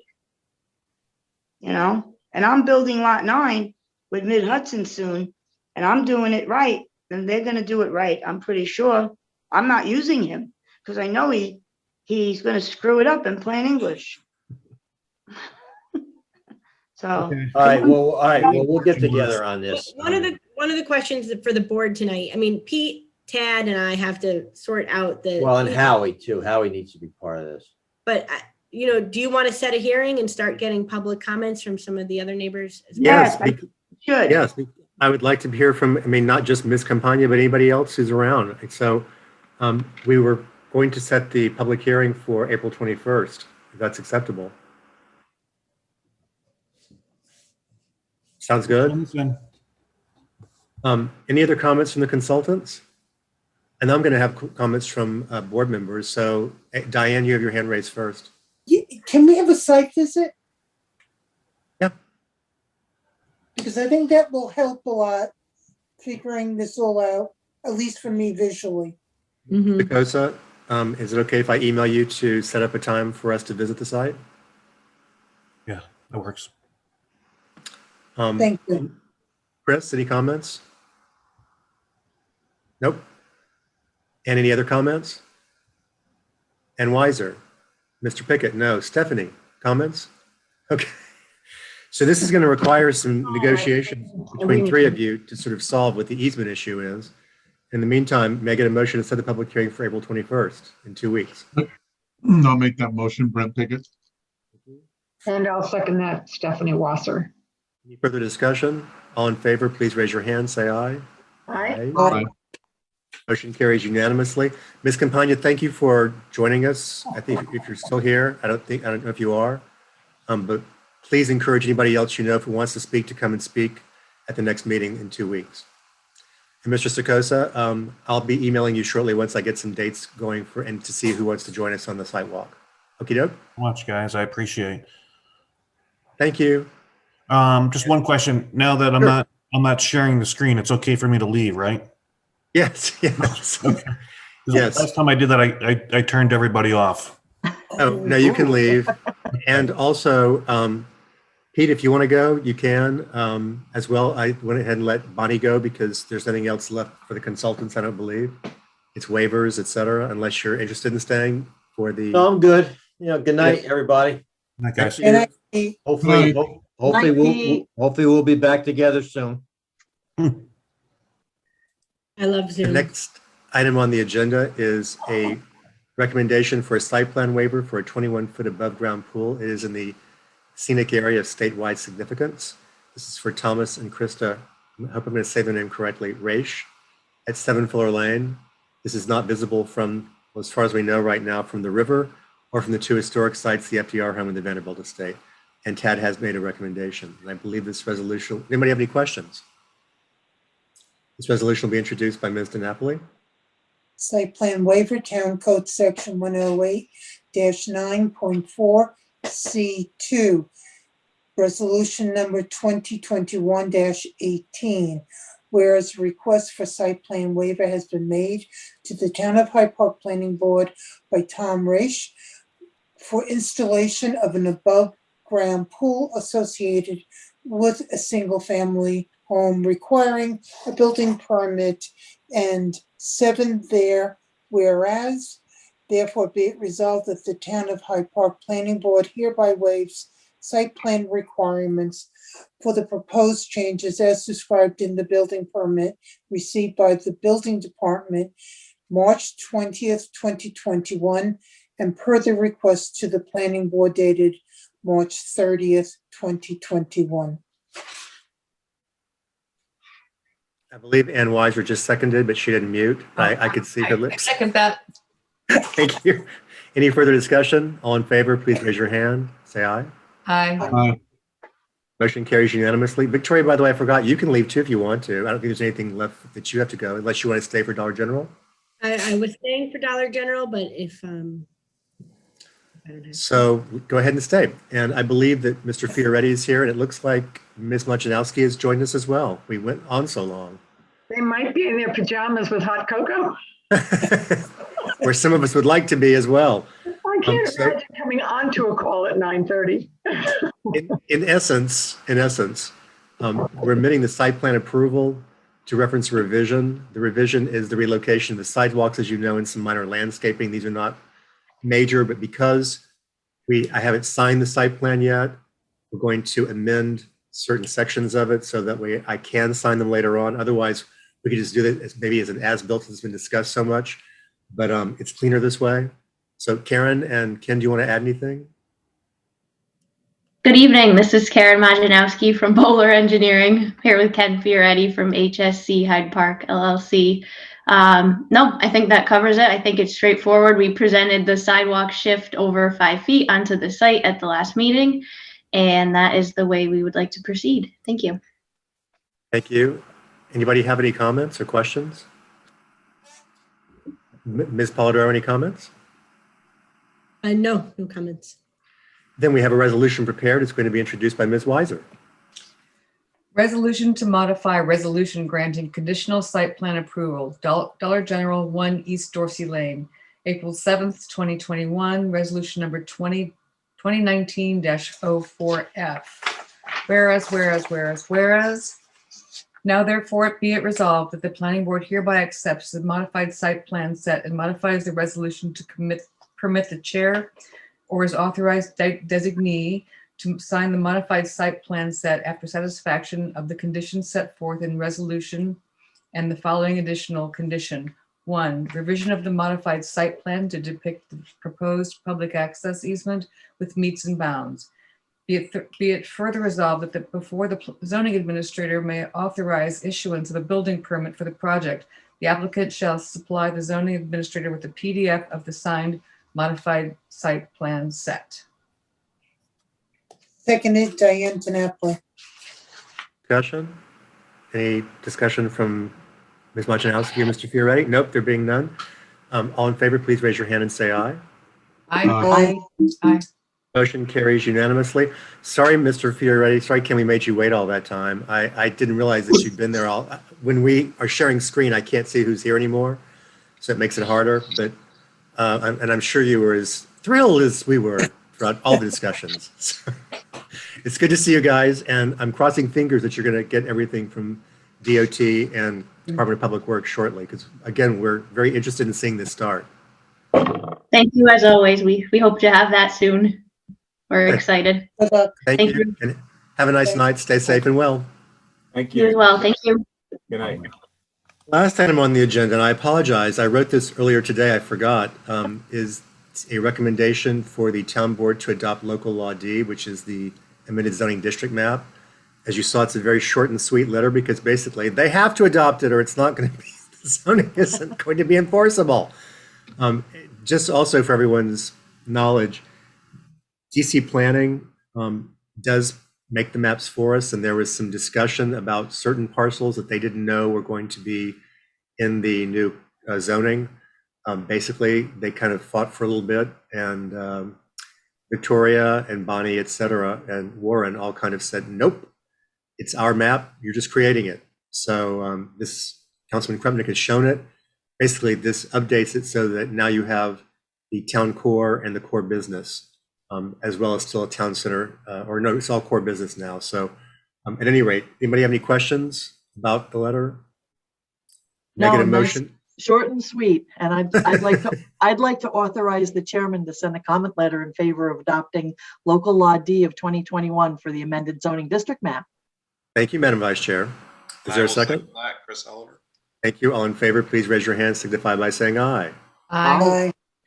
And Motion this carries is, and unanimous. can I just say that this is one case where a picture is worth at least 1,000 words. Thank you all so much. Maybe 1 million. I do want to just say one last thing before I ask for an adjournment. I really do mean it when I say it's a pleasure to serve with you guys. Tonight is a good example. We've been here for 3.5 hours. And I have to say, no one's attention lagged. I noticed everyone stayed alert and on top. So this shows your dedication to the community, our neighbors, our fellow residents. And again, I just want to say thank you personally for meeting everybody. So I'm not sure we're going to be able to meet in person yet for Cinco de Mayo, but I do volunteer that when we first meet again, I will bring guacamole, and I'll challenge anybody else who wants to bring it too. You're on. I'm making a motion to adjourn. I'll make that motion, Chris Oliver. I'll second that motion. Thank you. All in favor? Aye. Aye. Good night, everybody. Thank you, Councilman Krupnick and Supervisor Bye, Rourke, guys. for televising this. Thank you. Thank you, Neil. Thank you.